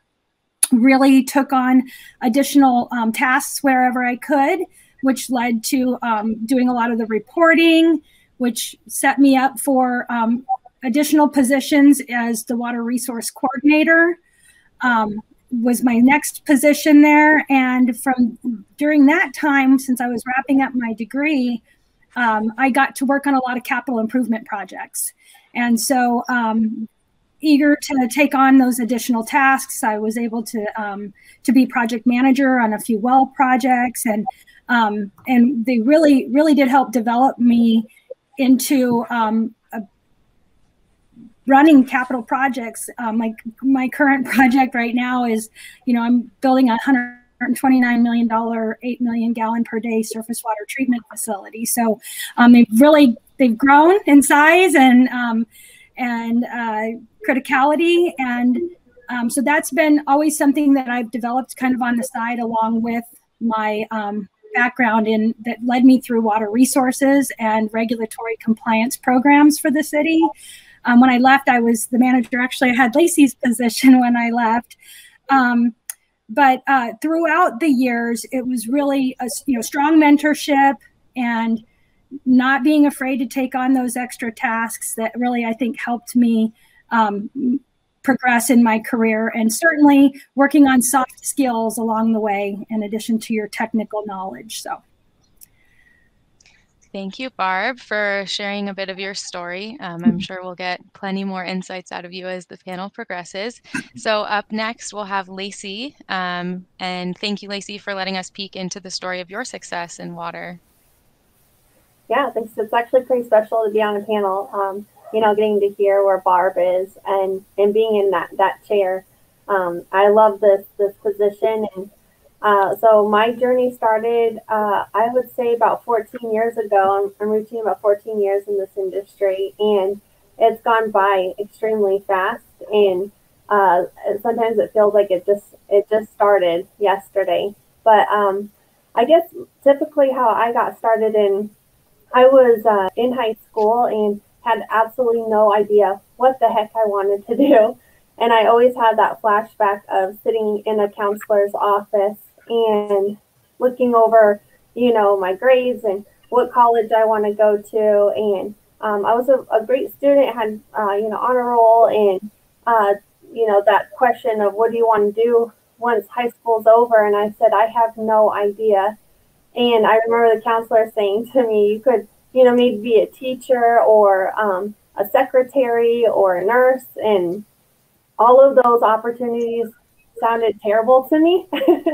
And I thought, well, I guess I'll be a nurse, just like picking out of the air. But it's really hard to focus in college when you don't have a passion for what you're really going to do. And so I bounced around in college classes, and I just couldn't find an interest. And I felt like it was a lot of it was a waste of time, because it wasn't in my heart. And so I think that's pretty common today with a lot of college students. It's hard to figure out what your purpose is and what your passion is. So I did what I think was the best thing, was just to start going out in the job market and finding what it was that I would really like to do, and then go to college, so that at least I had a good direction and purpose for what I was putting all this time into. So I thankfully was able to get into GCC, and I was taking a microbiology class, and my professor at the time said, you should go work in a lab. And I was so thankful. I found an amazing contract position with the city of Peoria in their microbiology lab. And my first day I walked in, and it was actually my high school science teacher who was a microbiologist, and I had no idea that that's where he had gone. And he had to leave for Germany for an assignment.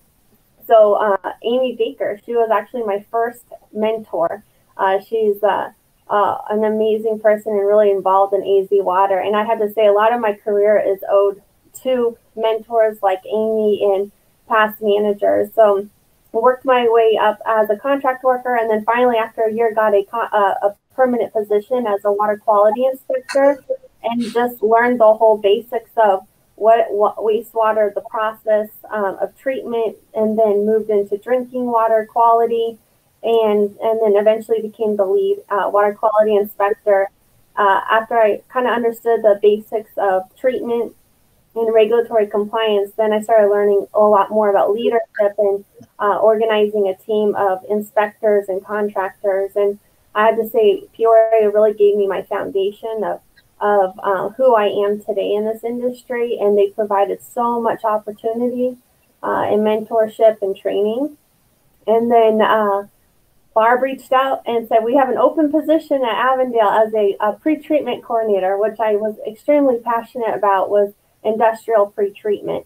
So I jumped over to Avondale. It was a real big leap, and I have been so excited. It's been an amazing career path. I never said no to any opportunity, no matter what it was, even if it was taking samples at the wastewater treatment plant and the influent pump station, or, you know, down in the bottom of a river taking samples, whatever it was. I was just up for the challenge, and I looked at it as something that was fun. And then my past director, Cindy Blackmore, she gave me the amazing opportunity to be a water resource manager.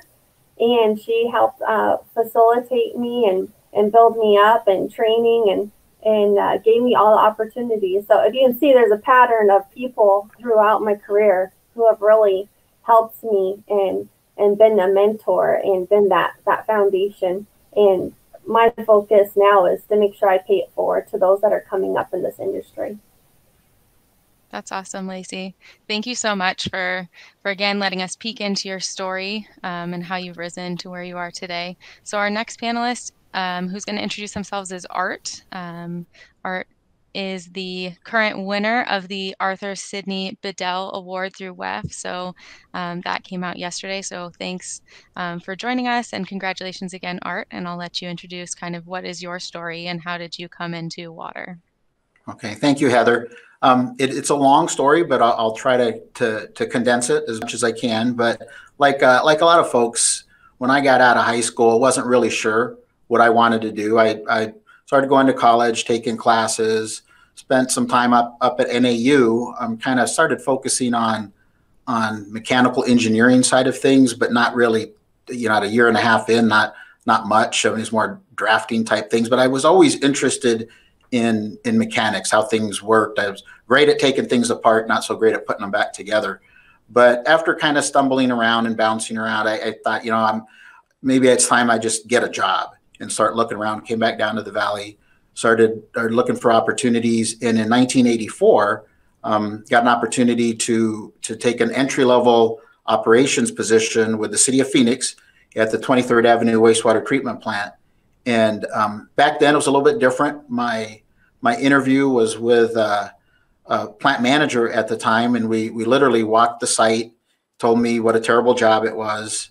You're around wastewater, it smells, you got shift work, not going to be so exciting, but hey, you'll get a paycheck and you'll get benefits. And of course, as a young kid, that was a primary focus of mine. But as I was looking around when we were walking the plant, and I see a lot of equipment, I see machinery, I see things working and processing water, and I see chemicals, I see chemistry, I see, you know, the wastewater. And it was actually really interesting to me. So I took the job, and I found it fascinating. I really, really enjoyed it. Started taking some classes that were more focused on water and wastewater, started looking into the certification aspect of things, and really focused on that early on in my career. Really wanted to learn as much as I could. Moved over to the 91st Avenue treatment plant with the city of Phoenix after only about a year or so at 23rd Avenue. So I spent a good chunk of my time at the 91st Avenue plant, which was great. Everything, it's the largest wastewater facility in the state. Worked my way up to a couple different levels, got to a supervisory level in the late 1980s at the 91st Avenue treatment plant. And I was very content, happy, had an opportunity to work leading a crew and around a large facility, but there seemed to be something missing. And I would read and hear about folks that had been working in small systems where you kind of get a little bit more involved maybe with some things. So there was an opportunity in 1992 to go to work for the city of Scottsdale. And I thought, well, that might be interesting. And it was a supervisory position, same level, basically the same pay, nothing too different, one municipality to another one. But I thought, maybe give me some insight into the 2 little treatment plants that they had, a couple small wastewater plants. That's what I would be responsible for. What I didn't know is I went in there on the ground floor of tremendous growth that the entire valley saw in the 90s. And Scottsdale didn't have a wastewater department. They had a couple of people that ran a couple of these small treatment plants, and myself, and basically distribution, everything else was pretty much farmed out. So I was very lucky. Scottsdale was great. I was asked to do a lot, but I was given the flexibility to get involved with all kinds of things. And from that 90s all the way, that first 10 years was just like a blur with, there was the purchase of a CAP plant, expansions, $100 million expansions, incorporating membranes into the surface water treatment plant, a whole new surface water treatment plant on SRP water, also a membrane facility, groundwater treatment facility.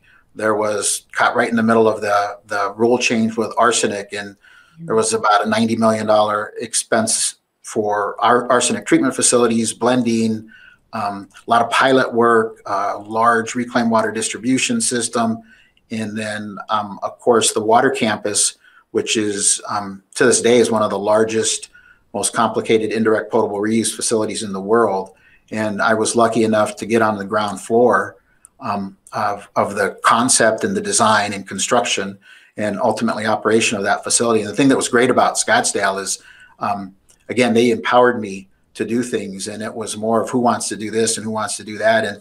And I was eager and didn't really know what I was doing, but luckily I paid attention, and they gave me a lot of opportunities there. I went in as a supervisor, became an assistant manager, then a manager over water wastewater treatment.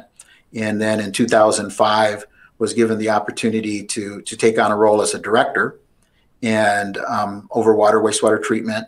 And then we reorganized things in 2010, 2011 timeframe, and then became what was called the Water Reclamation Services Director, where I stayed until 2019. And it was a great 26, 27 year experience.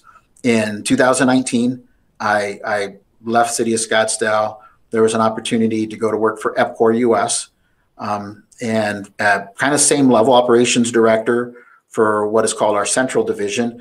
Basically, it's the West Valley operations of everything that we own and operate out here. So we've got service areas from Peoria on the north all the way down to the Buckeye Verrado area. But just like with Scottsdale, I've been given opportunities just in the 2 years here with EPCOR to get involved with some other things. We recently purchased the Johnson Utilities service area. In that transition, being asked to just help, just go out there, learn what they're doing, kind of help in that transition. So I'm doing that as well, providing the oversight of about 90 folks that are running all the central services on the water and wastewater side of things for us, with the facilities and systems. Those are all the folks that are doing the work day to day. And I really feel fortunate that they've allowed me to get involved with other areas, things that I hadn't seen in Scottsdale. So again, continuing to kind of expand my knowledge and learn and contribute what I've learned in the past as much as I can, and really enjoying it here in EPCOR for the last 2 years. Thank you, Art. So I really appreciate kind of each of you sharing your stories. I think Lacey might have an internet glitch right now, so maybe we can get some tech help with that. But in terms of kind of just love to see, like, starting from I have no idea what I'm doing to moving into that first job that really set you onto the career trajectory of being in water, regardless of where that has landed you today. It's really just exciting to see people that are passionate about what they're doing and what their job is, and really kind of getting into that. space. So we'll, I think Lacey is trying to rejoin, so we'll have her pop back in when she's available. But just to kind of kick off, I do want to remind the audience that we have live Q&A. So I do see one question, and we will get to that question. But I do want to make sure that we're opening that up to the audience. Encourage you guys to send in whatever questions you have for the panel, and we will attempt to get to as many of those questions as we can. So in terms of kind of a first question, I have a couple questions that I've put together, and then we'll kind of mix in the discussion pieces with what the audience has. So the first question we'll get to is, what are the skills really that you've seen throughout your career that were required to stand out to kind of advance along the different stages? So obviously you've had a lot of different stages and phases in your career. And then what are the skills that you really saw being needed at each of those, right? So obviously in an operations capacity, that's very different than in an office job. And then what kind of opportunities did you guys seek out versus kind of how did that happen to develop those skills? So whoever wants to jump in first, you can jump in. I'll go ahead and take this first part of that, if that's okay. I think a couple of things. You've got to be, at least in my experience, resourceful, being able to kind of figure things out.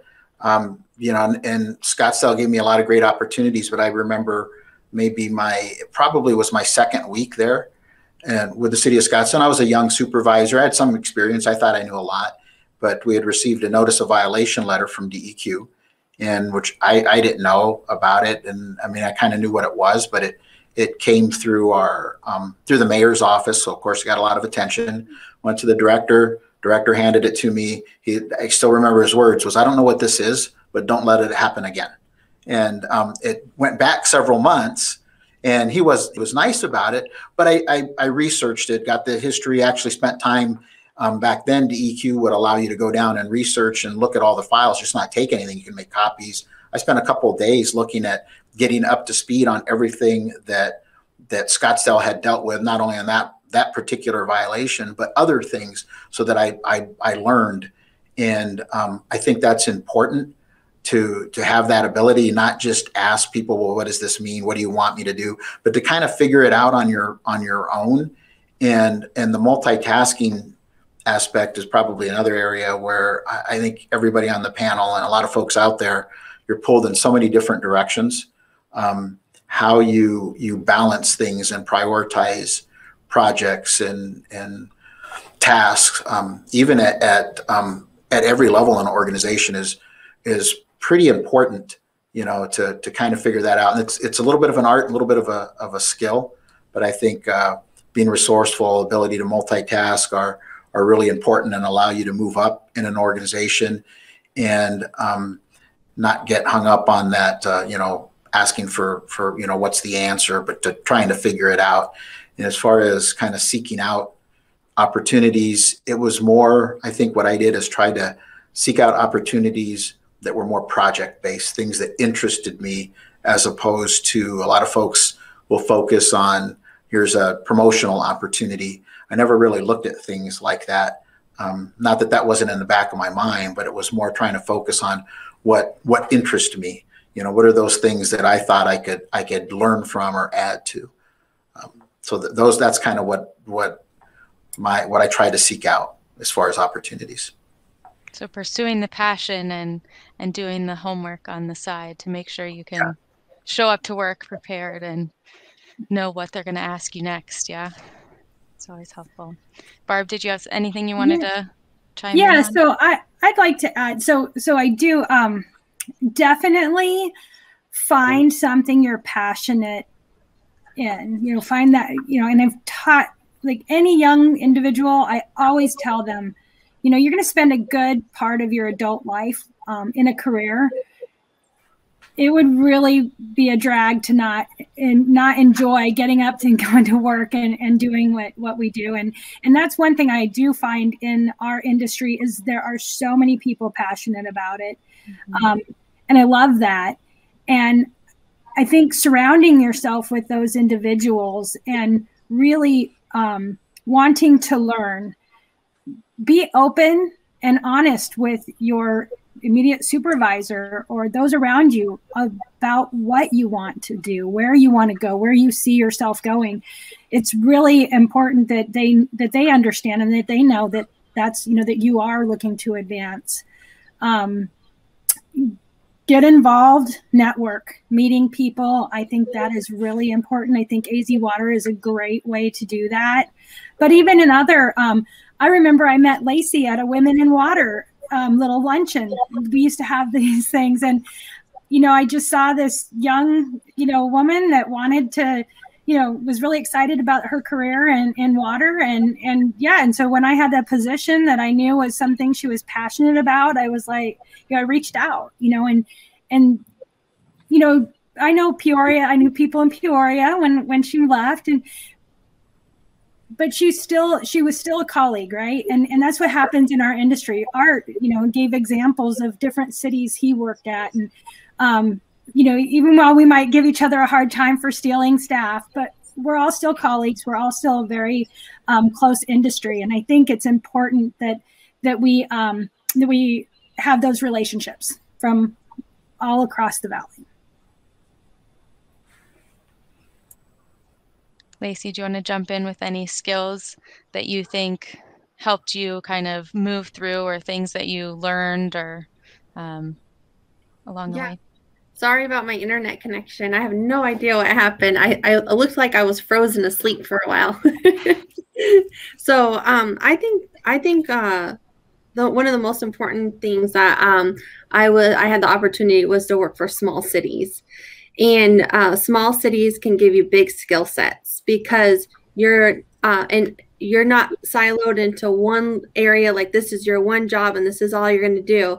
Like when I came over to work for Avondale, Barb said, hey, you're going to be industrial pretreatment, but you can learn all these other areas if you're interested. And it was like there was no limit on what you could learn to do, because little cities have very small staff, but they still have the same kind of workload. So it was kind of like all hands on ship, and those that have the best attitude get to have the most opportunity. So I think a lot of what you can do is based off of your attitude and letting your boss know that you're like, I'm willing, I'm hungry, I want to learn. And they may say, hey, do you want to come to this event this weekend? You're not going to get paid for it, but you get to be involved. And it's like, absolutely, it's not about the money, it's about the experience. And I think that goes a long way. And then that will open you up to a skill set, because you've been able to experience so many different areas of your industry, all based off you had the attitude that you wanted to learn, and you were eager, and you didn't say, well, I don't really want to do that, that's not my job description, and I don't want to do that because I'm not going to get paid. If you kind of throw those attitudes out the window, you can learn anything in this industry, because there's a lot of work to go around. There's no shortage of that. Yeah, and I think really, like, obviously you have your work day, and then there's things that you have to do outside that are pressing on your time. You have a child, or many children in the case of Art, that you're juggling all these different things. And how do you balance what you're really, if you're in a job that you really like, do you take that Saturday opportunity, right? And you go out and you maybe go on a plant tour, or you do something that's kind of outside your wheelhouse. Maybe you're in water and you go to the wastewater treatment plant, or just kind of cross-pollinating there. So we've had a couple questions that came up, so I'll try and get those displayed. I know I'm being slow to get those over, but so one of the questions we have, and kind of one of the things that the audience is also asking, is, do you have any advice on the formal education piece versus leveraging other opportunities, maybe certificates? Does it take a master's degree? What are kind of those, and how did you kind of forage along in that department? And are there alternative options as well? So I can start, because I think you're going to hear I think Art and I have completely different paths that we've kind of taken. So I actually did forge forward, got my my undergrad in civil engineering. I'm a PE, but I knew that I wanted to get a master's degree, and I knew there was no way it was going to be in a technical field, because it was all I could do to really get through that bachelor's in civil engineering. It was really difficult to do working full time, and having my daughter, raising, having a whole home, right? A household, a family, everything that goes along with that. So when I did do a master's in public administration, I never got my first manager's position until after my bachelor's was done. So while I was still working on my career and making advances in my career, I've been doing this for about 20 years now. I didn't actually get a manager role until I had my bachelor's degree. And then since now that I have my master's, I've even reached, now I'm a deputy director. So that's kind of my education path. I also, because I did start out in operations, I did get all my grade 4 certifications through DEQ, used that to help me through, the operations and getting promotions. And so I did a little bit of both, even getting a certified public managers before I decided to jump in both feet into a master's program. So, I kind of did a little of both. Does anyone want to jump in? Sure, I'll add to that, Heather, and just to kind of expand. You can't, the impact of formal education is great, and there's no way that should ever be downplayed. But I think there's a lot of different opportunities through technical training, certification, and formal education, and it's kind of figuring out what works for you. I took a different path, as Barb mentioned, and I ended up getting a kind of wrapping up formal education, getting a business degree, but it was more generic and just to kind of wrap it up at some point. But I think my focus really started looking at the certifications, and not just the 4 disciplines with DEQ that most people focus on, but there's others as well. NASCO has certification programs on pipe and manhole assessments. There's backflow certifications. A lot of the utilities offer supervisor and managerial certification programs. ASU is a great resource. They have their certified public manager program. They also have, at least they did have, a public executive certification program. And even a lot of people know of, they hear ABC. That's the entity that puts together they actually write the DEQ certification exams that ADEQ is using, and a lot of states do. But that ABC is Association of Boards and Certifications. They actually, if you look them up, they have conferences, they have other certification programs. You could go through their process and be certified as a maintenance tech, a laboratory tech. And then even with the colleges, the community colleges, Gateway's a great example with offering different certification programs that could lead to a degree, which is great.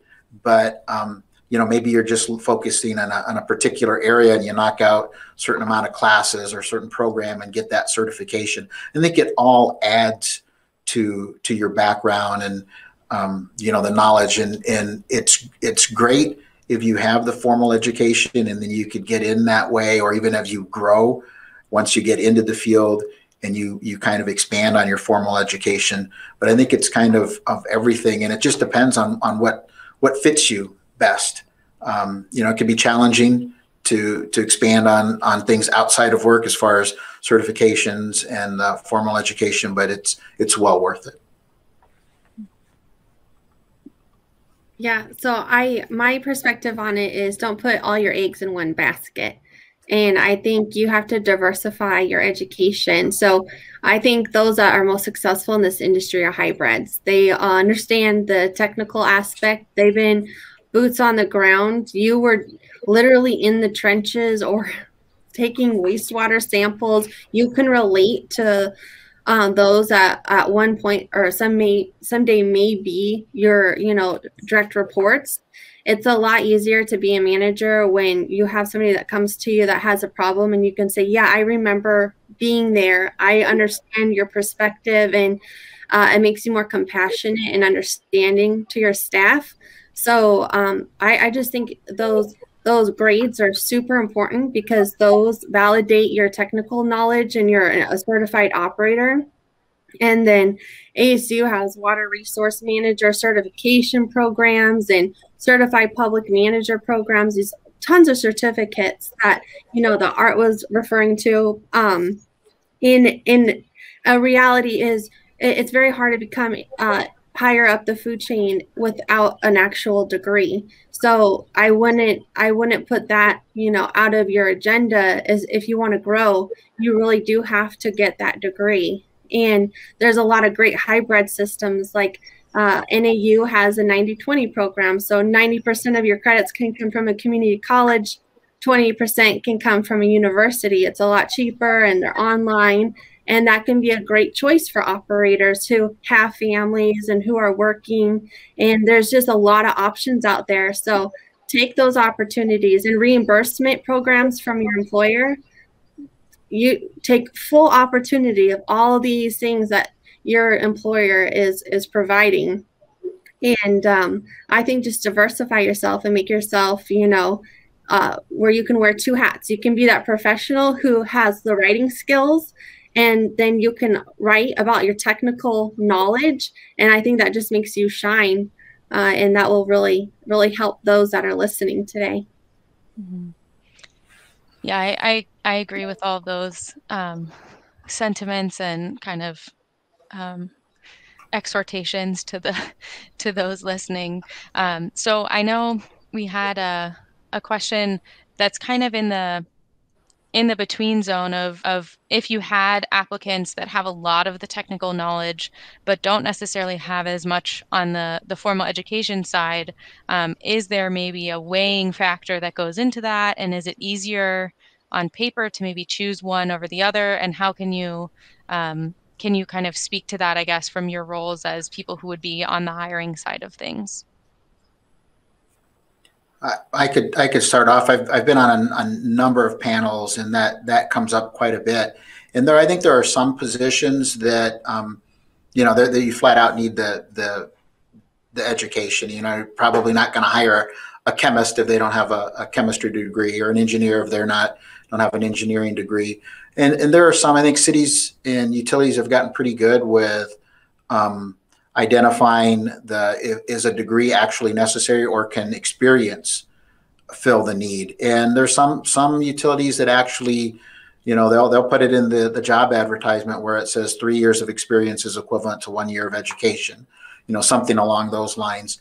And I think when it comes down to it, if you get invited to an interview, I've always told people that means that that utility or that agency is saying, we know you could do the job. We know you can. That's why we're coming and asking you to come talk to us. But now it's separating you out. Who's the best fit? Who's going to fit that role? And it just depends. I think the formal education versus the technical hands-on experience, I think I've seen it go both ways. And I think it just depends on the circumstances and the need of the organization that is making that decision. And it could vary. Mm-hmm. Yeah, I think even just considering my background is very heavy on the education, very light on the hands-on, practical, applied anything. And there's so many positions that I know I would never be qualified for, even though it has no degree, right? There's no, like the requirements are so different because it's just, there are people that know so much. And it has nothing to do with a degree that you got, a stage you walked across, or any of that kind of paperwork. I did get one additional question that's, is there a difference, I guess? And I know you guys are, I think Barb might be best suited for this, but having a PE versus having a CPM, like, is that what does that look like? Both, neither, I don't know. So I guess it depends a little bit on what area you come up. I mean, I don't want to just yammer. Let me get my thoughts together here. I feel like while you do see a lot of directors of public works or of utilities with PEs, I think that might just be coincidental. They took a certain path to that that position, right? They probably did a lot of projects, right? And in doing project management, you really develop those soft skills that seem to be what they're looking for in leadership, right? You learn to work in teams, you work with people, you learn to communicate. That doesn't necessarily, but that doesn't mean that it's a requirement to get that director position. I've seen a lot of them that don't have PEs.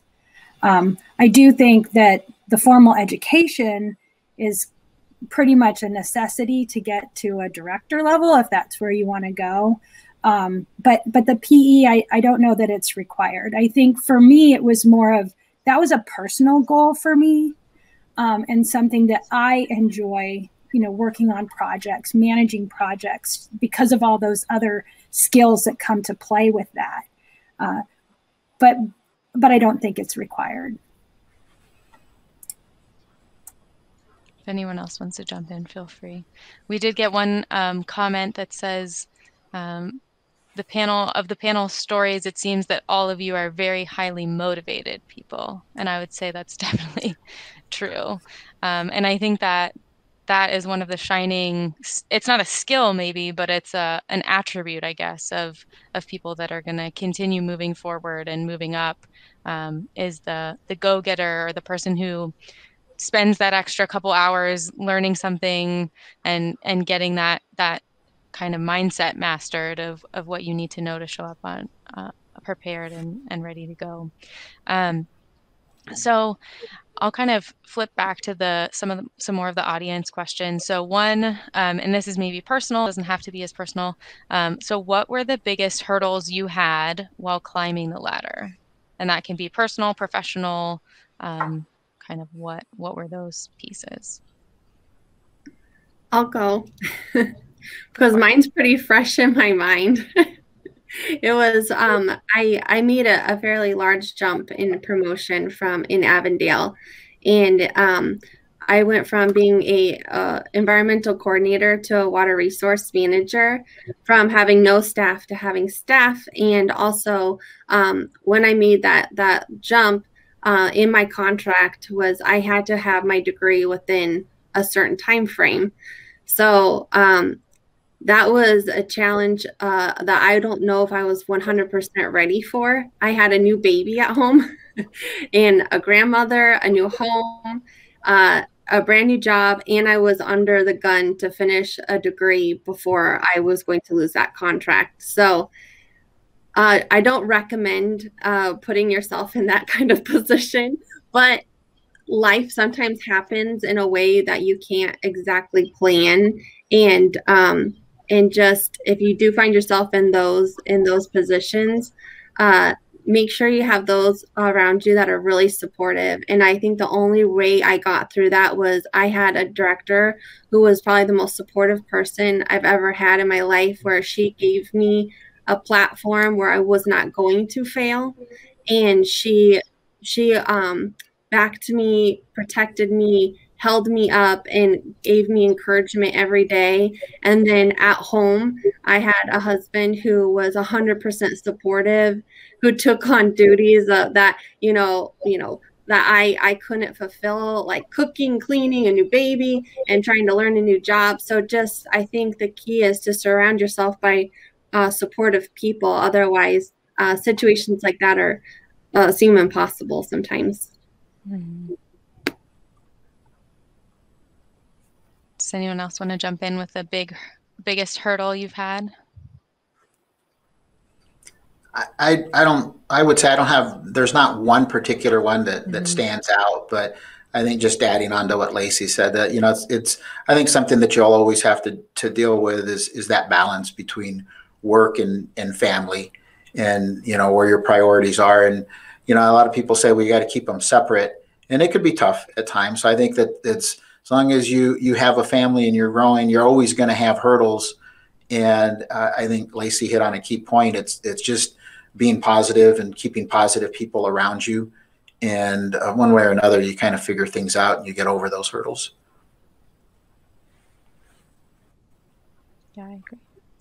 So in terms of, I think you guys are kind of touching on in some ways, in the network of people around you, mentors, right? So like as you were coming up, how was mentorship, or your supervisor, or maybe someone who wasn't your direct supervisor, but was someone you know as a professional colleague, that was helpful? And how did you come about, I guess, that relationship? Was it just a formal work kind of hierarchy, or was it someone you sought out? I think that's like a first question. And then from that, how now do you kind of plug into being a mentor? So yeah, I'll go ahead and, I'm sorry, I'll go ahead and jump on that first, if that's okay. I look back in my career and I could remember the first promotional opportunity I had in the city of Phoenix. I wasn't going to apply for it, and I just figured, I was an operator, it was fine. I didn't need to be a lead. And there was a gentleman that I work with, a peer who was a little older than me and more experienced, and he really encouraged me. He said, don't underestimate yourself. He kind of started building me up, and I thought, maybe I can. And I did that. I applied and went through the process and was successful. And that particular individual ended up staying and retiring from the city of Phoenix, and I kept in touch with him, and he was real helpful. And it was really nice to have that somebody that wasn't necessarily, he wasn't at a higher position, but I think I'd say he's more experienced just in life. And he encouraged me, and it was really helpful. And then for me, what I've tried to do when I talk to people is just insist that they don't limit themselves and really look for opportunities. And, you may not get the first one or the second one, and that's okay. Don't take things personal. There's so much that goes into play when you're trying to make a decision. The position I have now, position I had in Scottsdale, I know I wasn't the first choice, but I've told people what matters is that you're the last choice. You're the last one that's going to get offered a position, and you just don't know. So, kind of trying to stay positive in encouraging folks to best prepare themselves through the things that we've talked about: education, certification. And if you get knocked down, that's okay. If you don't get an opportunity that you think that you should have got, that's okay. Just keep trying, and eventually it'll work out.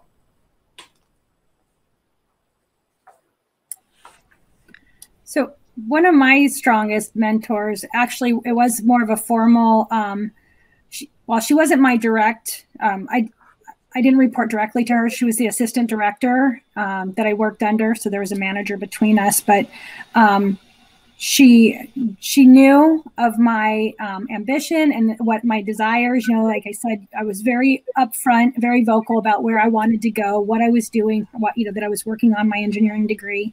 She was a PE. So it kind of happened organically. It wasn't something that was very formal. The relationships just developed.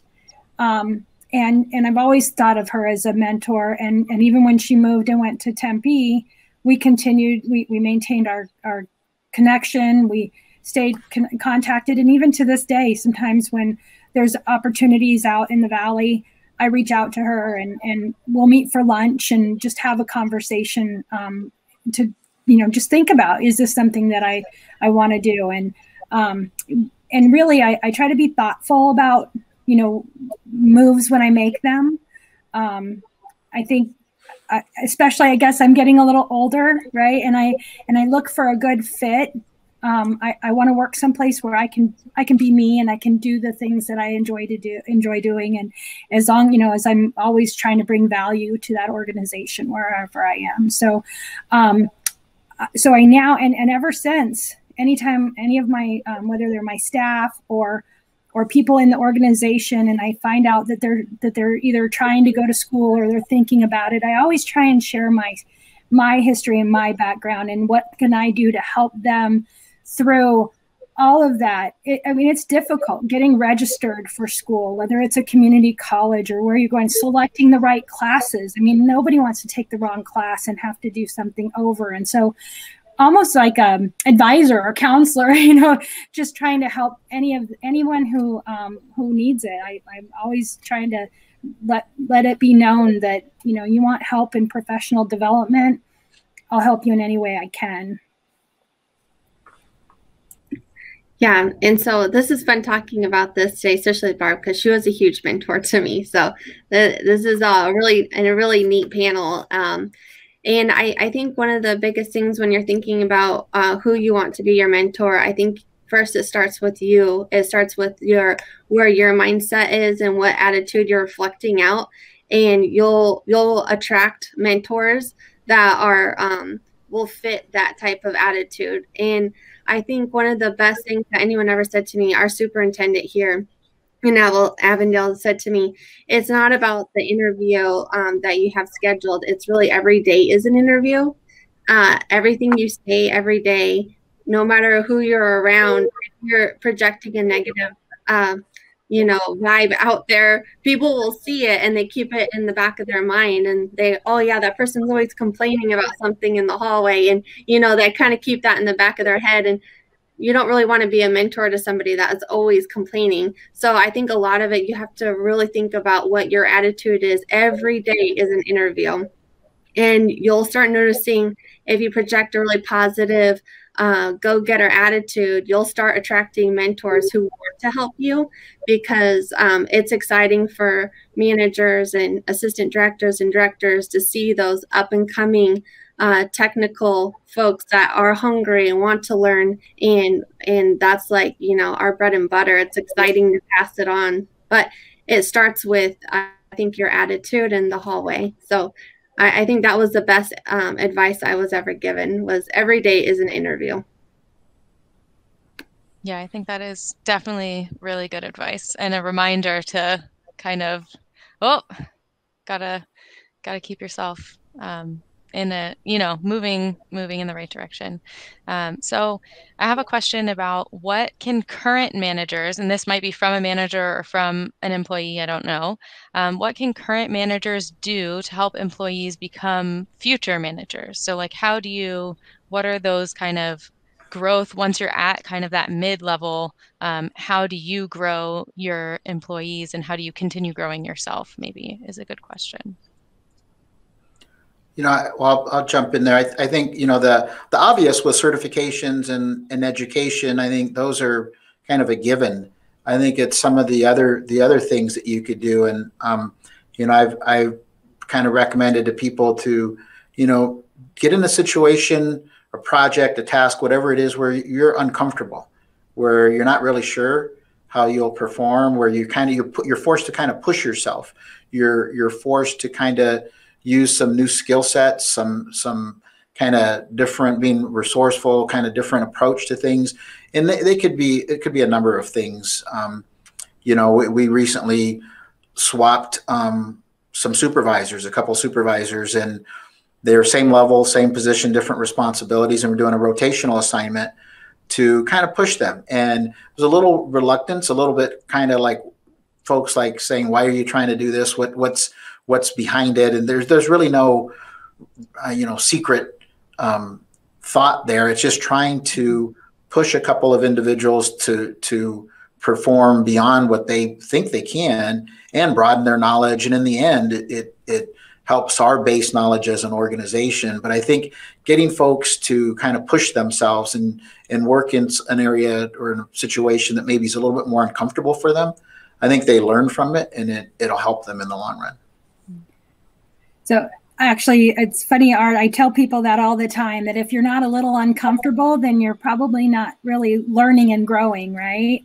And one of the things I like to do is I like to find those individuals who seem like they're looking for that next move, and it might not be available just yet.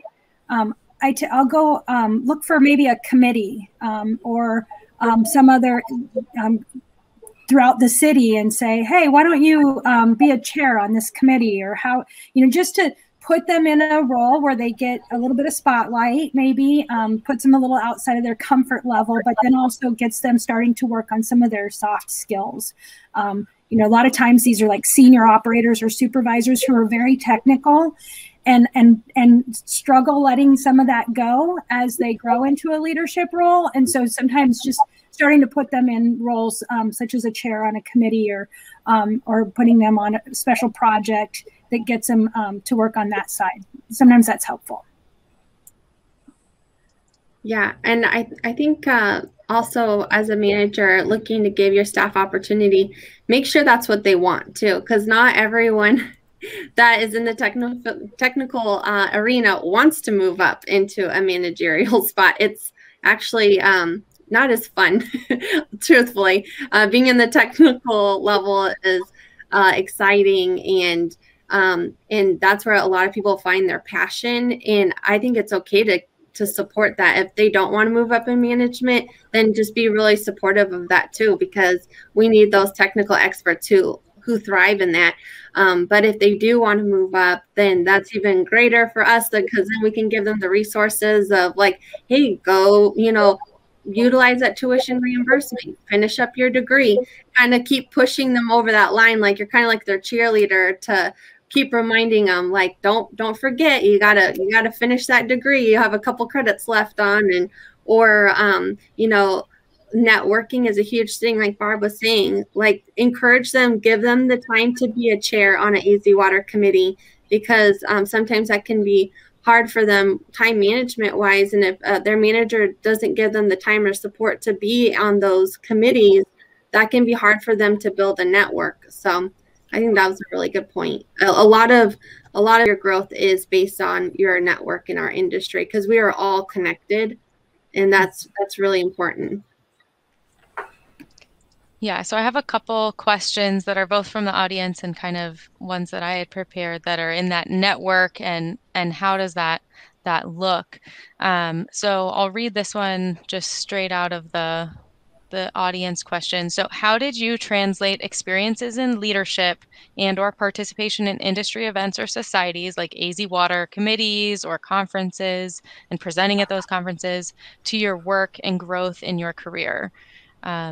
So maybe touching on some of those like soft skills or other things, however you want to take that question. But how did your, and maybe how have you led things outside of the workplace and inside the workplace?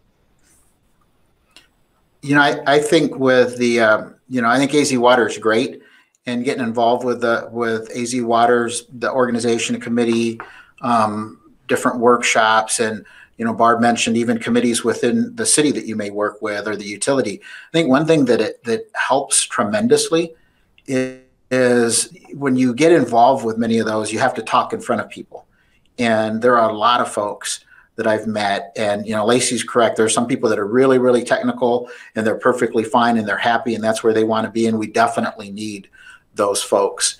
But then I've also run across a lot of folks that have that strong knowledge, and they want to move up. They want to kind of do more and move up in an organization, and they struggle. They're not real comfortable talking in front of groups and interacting with teams. And when you start getting into supervision, management, I mean, that's a key component to it. And, the more you could get involved with those type of situations where it's not, it's not a directly tied to your job, I think it's an advantage. You learn from it, speaking at a conference in front of, 50 people, or at a workshop, and, or even in front of a committee with your city, representing your department or your division. I think all those are really, really helpful.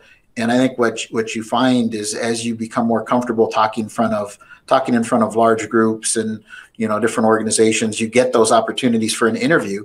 You'll find it comes pretty easy. It's not you're not going to be as nervous. It's going to flow a lot better. And basically, you're going in there kind of like what we're doing now, and answering some questions and just talking about your experience. So I think those things do help quite a bit.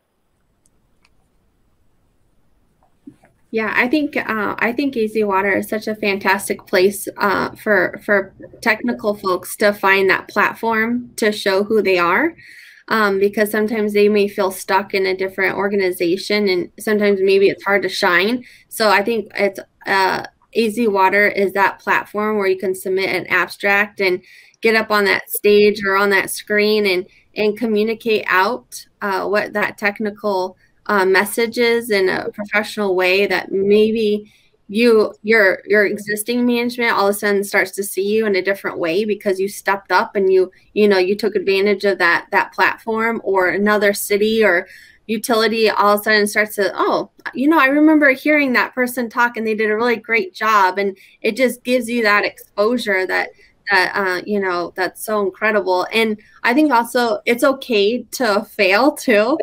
I mean, I've had plenty of public speaking events where I walked away and said that was the worst public speaking I've ever done, and it was awful, and I didn't answer the questions right, but it was like, oh well. I think it's good just for us to remember that everybody is human. So if you do fail or you say something wrong, it's gonna be okay. We all mess up. Just get up and try again.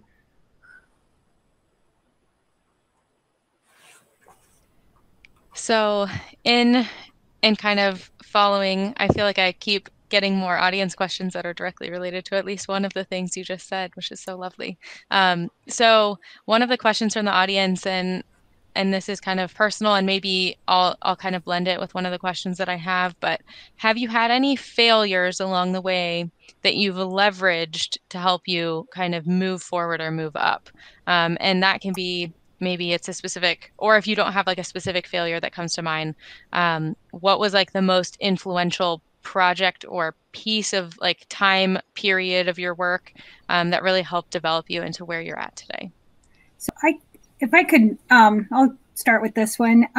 So we talked a little bit before about, even applying for positions and you don't always get them, right? And I know there was at one time, I applied for a position that, I was in Avondale. I applied for a promotional opportunity there. And it didn't happen. I didn't get the position. And while, at the time I was like, I always try and take the attitude that things happen for a reason, right? It just wasn't the right fit at the right time. It wasn't meant to be. But I knew personally that I was ready for that next step. And so what it really just prompted me to start looking at other cities. I had spent my whole career in Avondale at that point.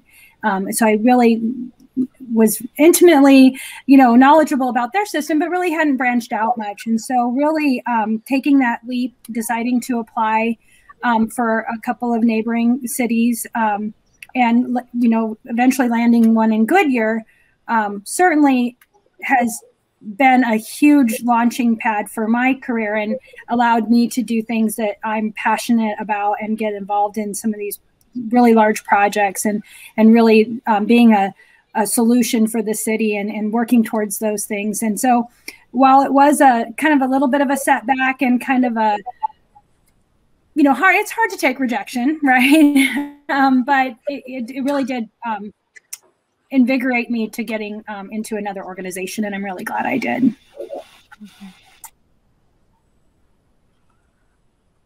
I think the question on the failure side of things, I think when I look back and when I went into my first supervisory role, this is in the 80s with the city of Phoenix, and I was young, had hair, black hair, and went into a role. I thought I could handle it, just fine. And I went in, and I don't know, the first 6 months, I thought I was doing a great job at kind of my supervisory role and bossing people around, if you will. And I didn't really realize, that I wasn't doing a good job, and I was actually struggling. And I didn't know that until, I recall getting into an argument with one of my coworkers who was another supervisor and telling him he was wrong. And I was pretty upset about it. And it was technically related, process-wise, related to the plant that we were at. And I kind of read him the riot act. I was, letting into him. And he had been around. He'd actually retired from someplace back east and came out with the city of Phoenix. And again, we're at the same level. And he let me go on for, it must have been at least 5 minutes. Then he looked at me and he says, "I have socks that are older than you." And he just walked away. And, first thing I thought is, well, you got to buy some new socks. But I thought about it and, and it bugged me. So I went and talked to him a little bit. And basically what he was trying to tell me was, you think you're doing a great job and you're not. You're failing. This is not about going and telling people, and telling them what to do and how to do their jobs. It's about working with people. So, it kind of, as time progressed, it really resonated with me. And I look back and, for the record, I was right on the process side of things, but it kind of stuck with me, where I thought that first 6 months or so that I was doing great. I remember I'd written up somebody, and I think I had a quota of how many people I had to write up, because that's what supervisors did. But I realized that, what he was telling me is I was failing. I wasn't doing a good job. So it took a while to kind of settle into that role, but I really took that to heart and look at that first part of my career in supervision as kind of a failure. I wasn't called on it. I wasn't, disciplined or moved out, but I probably could have been, because I wasn't doing a great job. But I learned from it. As it's mentioned, it's, if you struggle, if you fail, it's not about necessarily that failure, but it's how you learn from it and you go on. And so that very early part of my career as a supervisor, I tried to learn from that and take it and move that map forward. Yeah, I've had a lot of failures. I say most of my failures have been in management. Being in the technical arena, I didn't feel a lot of failure, because a lot of my work was produced out of some kind of technical production that I could say, see, look, I fixed this, or I did this many, and I could prove on paper my success. And I think one of my biggest struggles in moving up into management, a lot of your success is dependent on those that you work with. And not everyone wants to be on your team. That was really hard to understand as a manager, that not everybody wants to be on your team. And there's just some that you just can't win. And those are probably the biggest heartaches, moving from the technical field, where you can show your success so easily. And then when you move up into management, your success is dependent on others, and not everyone wants to be on your team. So that's been my biggest challenge. And I've had a lot of self-reflection over the years. And I think the key to it is checking your ego and realizing maybe you're not always the best manager that you thought you were going to be. And you can go through all those CPM classes, and they can give you all these like perfect textbook scenarios and how to respond to them. And then you get in the real world and like they're all out the door, and it's difficult. Yeah, I thank you guys for being vulnerable too. I know it's not always easy sharing, like, this is my biggest failure and I learned something from it. So kind of in the same uncomfortable bracket, I guess, is when you first made it to manager, and you guys kind of all spoke to this, or a director type of role, how did you handle kind of the personal self-talk of, maybe I don't know what I'm doing, or maybe I, like the imposter syndrome, like, am I ready for this? Am I old enough to be in this position, or whatever it is, right? And like, how do you kind of overcome that, and say like, okay, I'm obviously, someone trusted me to be here. What did that kind of look like for you guys?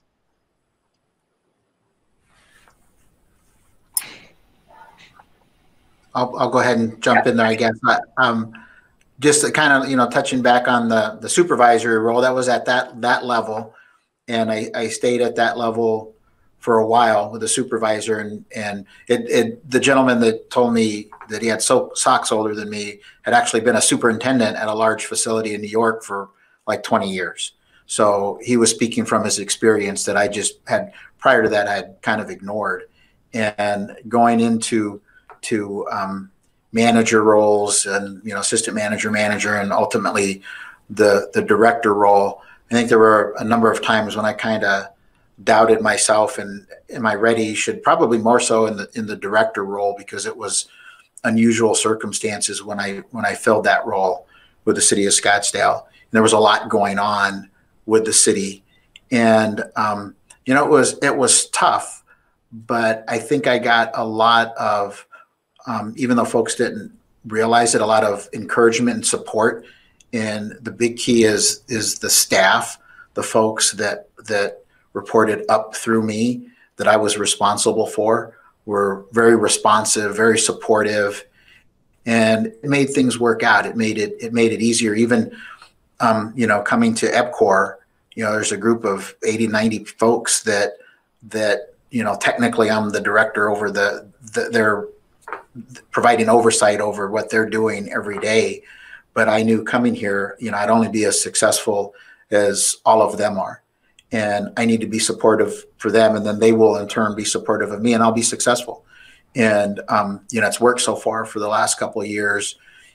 And I think that I over my career, what's helped me are the folks that once I've got into management, the folks that I'm leading and providing oversight to, that they're actually supporting me and working with me so that we're successful as a team, and that's really, really helped me. Yeah.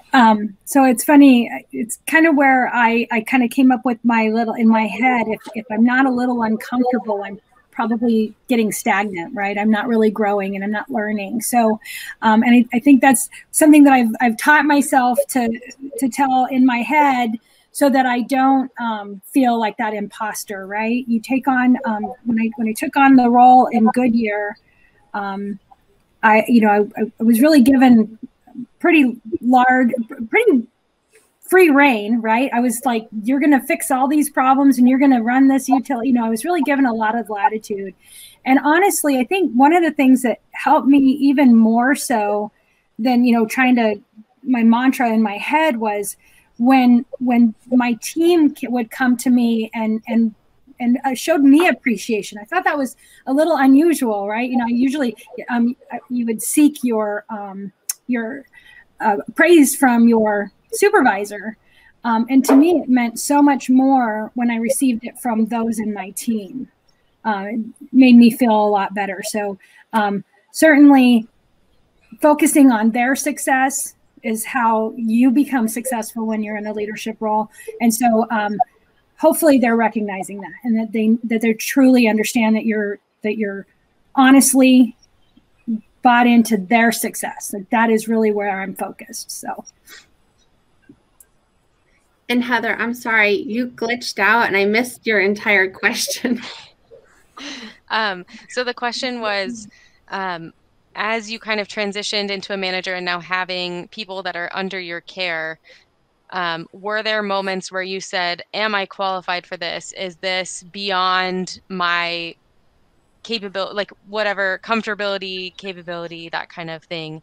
And how do you kind of combat that in terms of feeling like, no, I need to jump in and kick butt, basically? Yeah. So it's interesting that I moved up into management with a team that had been here for a really long time, and a lot of them were older than me, and they were not excited that I was their manager. And that's really hard coming to work when you have a team that doesn't like you. And it, like I said, it checked my ego at the door real fast. And so I went from that extreme where I think I learned a lot and I had so much self-growth, even though it was extremely painful, because I'm one of those people that I want everyone to like me. I think it made me realize that management isn't about everyone's your friend. It's about just at the manager and providing that platform for them to be successful in their job. You're not their friend, just almost like as a parent, right? You're not your kid's friend, you're their parent. And you're supposed to give them the essentials in life. And that's what you are as a manager. You're giving those essential, the budget, you're representing them to the management, that team. You're displaying the professionals that they are. Even if they don't like you, you still have to, really represent them. And you have to push that aside and sometimes be really humble and just get through it. Now I'm on the other extreme where now I'm the oldest one in my group, and I have a really young team, and they are just go-getters. They're hungry. I know that I have to give them a lot so I don't lose them, because they're fantastic professionals in this industry. People get taken really fast. So now my focus is, how can I retain these professionals that are coming in who are young, hungry, highly technical, highly educated, and they're like this really dynamic group. So my focus now is retention and to keep their attention and make sure that they stay here in Avondale and they don't get picked up by a different city. So it's interesting how you go through different cycles in management. Some days it's really great, and then sometimes, I mean, just they go from one extreme to another, and it's just about being in that moment and in that phase and learning what you need to learn in each phase of management. But it won't always feel good. Yeah, and I think the paradigm of what doesn't challenge you doesn't change you is really true, and it's ugly sometimes to be challenged, right? Whether that's like interpersonal relationships or just like job, like you're moving up and you have this world of opportunities kind of opening up. So we're kind of migrating towards the end of our panel discussion, but I do want to give everyone at least a few minutes of kind of final thoughts. So I'll put kind of a general question out there, and you can feel free to do that or just speak to the audience what you wish. But kind of like out of your base of knowledge, and again, we have kind of a broad spectrum of backgrounds and skill sets here represented, but what was either the most useful feedback that you got as a developing professional, or what are the most valuable qualities that you look for in those young professionals that you would be promoting into kind of that next position, so that the people out listening can kind of get a good idea of it's probably, obviously you have to be competent and all of that, but there's so much more to what makes a good employee and makes a good future manager, future supervisor. So if you want to speak to that, that'd be awesome. Yeah. Oh, go ahead, Art. Sorry. I was just going to start off and saying, you know, I think key, and it's hard to capture this at times, but how folks lead and how they interact with people. You know, the obvious things of the, you know, and I say obvious, but the certifications in education are key and critical, but you could have all kinds of certifications and you could have all kinds of education, but if folks won't respond to you, it's going to be very, very difficult to be successful. And being able to pick out those leaders, those folks that can get people to respond to them, can be tough, but I think it's important. And usually those are folks that, I know this is a broad statement, but they're generally just good people. They're folks that maybe aren't too caught up in themselves, or listening, or they're willing to listen, they're willing to learn, they're willing to voice their opinion and provide input, but they're also willing to listen and receive input. I think that's critical. It's kind of how you interact with folks. And it kind of ties back to getting involved in networking and getting involved with committees. That shows that aspect of your soft skills, you know, because it is really difficult to figure that out when you're sitting on a panel and you're interviewing people unless you know them. I think all of us have been on panels, and you see somebody on paper in a 45-minute interview, they do great. And then you want to say, well, how is this person? So you start using our network of folks and you start calling people and you try to find out, you know, what is this individual really like? You know, how do they interact with people? And I think that's key. You don't always have that luxury to make phone calls on folks, but and get a, you know, really good reference, but how people interact with folks, I think says a lot of them. It's going to tell you, you know, are they going to be able to get that team you're asking them to lead to follow them? Are you going to get them to work outside of their comfort zone and meet the challenges that you're looking for? It can be tough, but I think that's something you try to identify in people. Thanks, Art. I wish I had a camera where I could show you the team I have right now. They're like the definition of a dream team. And I have to say that I had gone through a year of interviews for 4 different positions, and I could tell who I was going to hire within the first like 5 minutes of them, just the way they walked into the interview. Like they carried themselves with such a positive, like upbeat attitude, like, you know, kind of happy-go-lucky. I'm gonna just do my best, and a lot of it just starts with your personal attitude about things, and then the technical training can come from once you're onboarded, and we can pay for the training, send you to training. But I think the key to hiring is that attitude, and you can see it on the person the minute they walk into that interview. And also passion. Have a lot of passion for what you're doing, because I mean, you're at work more than you are at home, so you might as well love what you do, and it's exciting and fun, and it's contagious when you show that passion. And I think that shows a lot to a manager.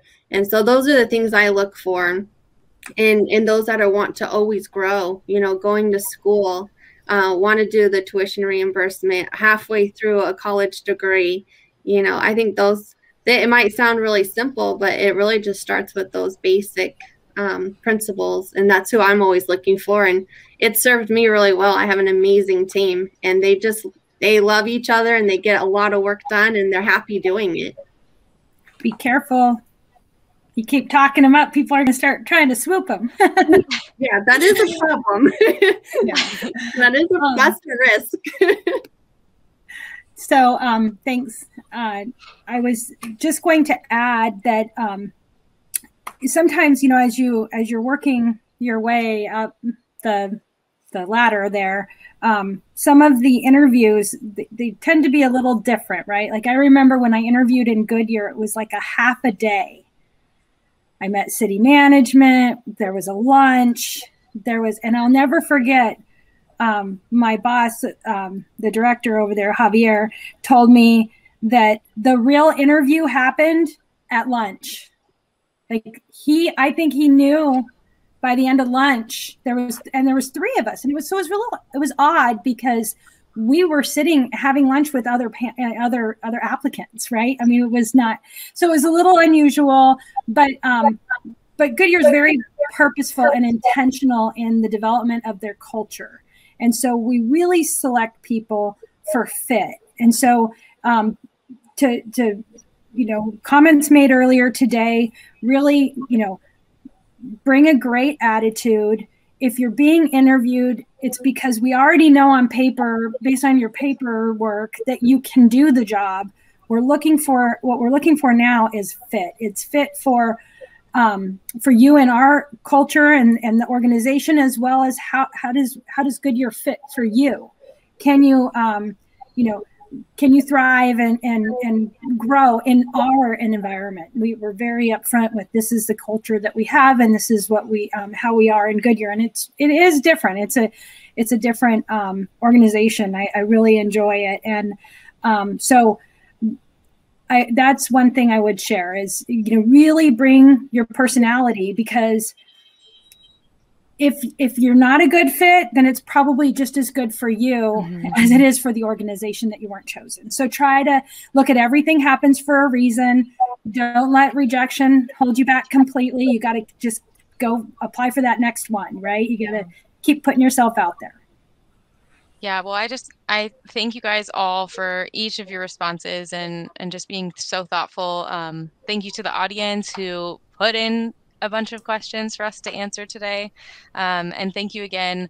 I know we have Brandy coming up to kind of close us out, but I just want to thank you guys for attending the panel and the conference and supporting the YPs in AZ Water by even having this panel for us as we kind of develop into the fullness of who we're supposed to be and our potential in our careers, and as we continue growing and developing into those next positions and aging out of the young professionals group. But with that, I think we'll have Brandy come back up and kind of close out. So this is the last piece of the live part of the conference. So if you're watching this post-dated, sorry if you didn't win the raffle, or thank goodness for you putting in your tickets if you did win the raffle.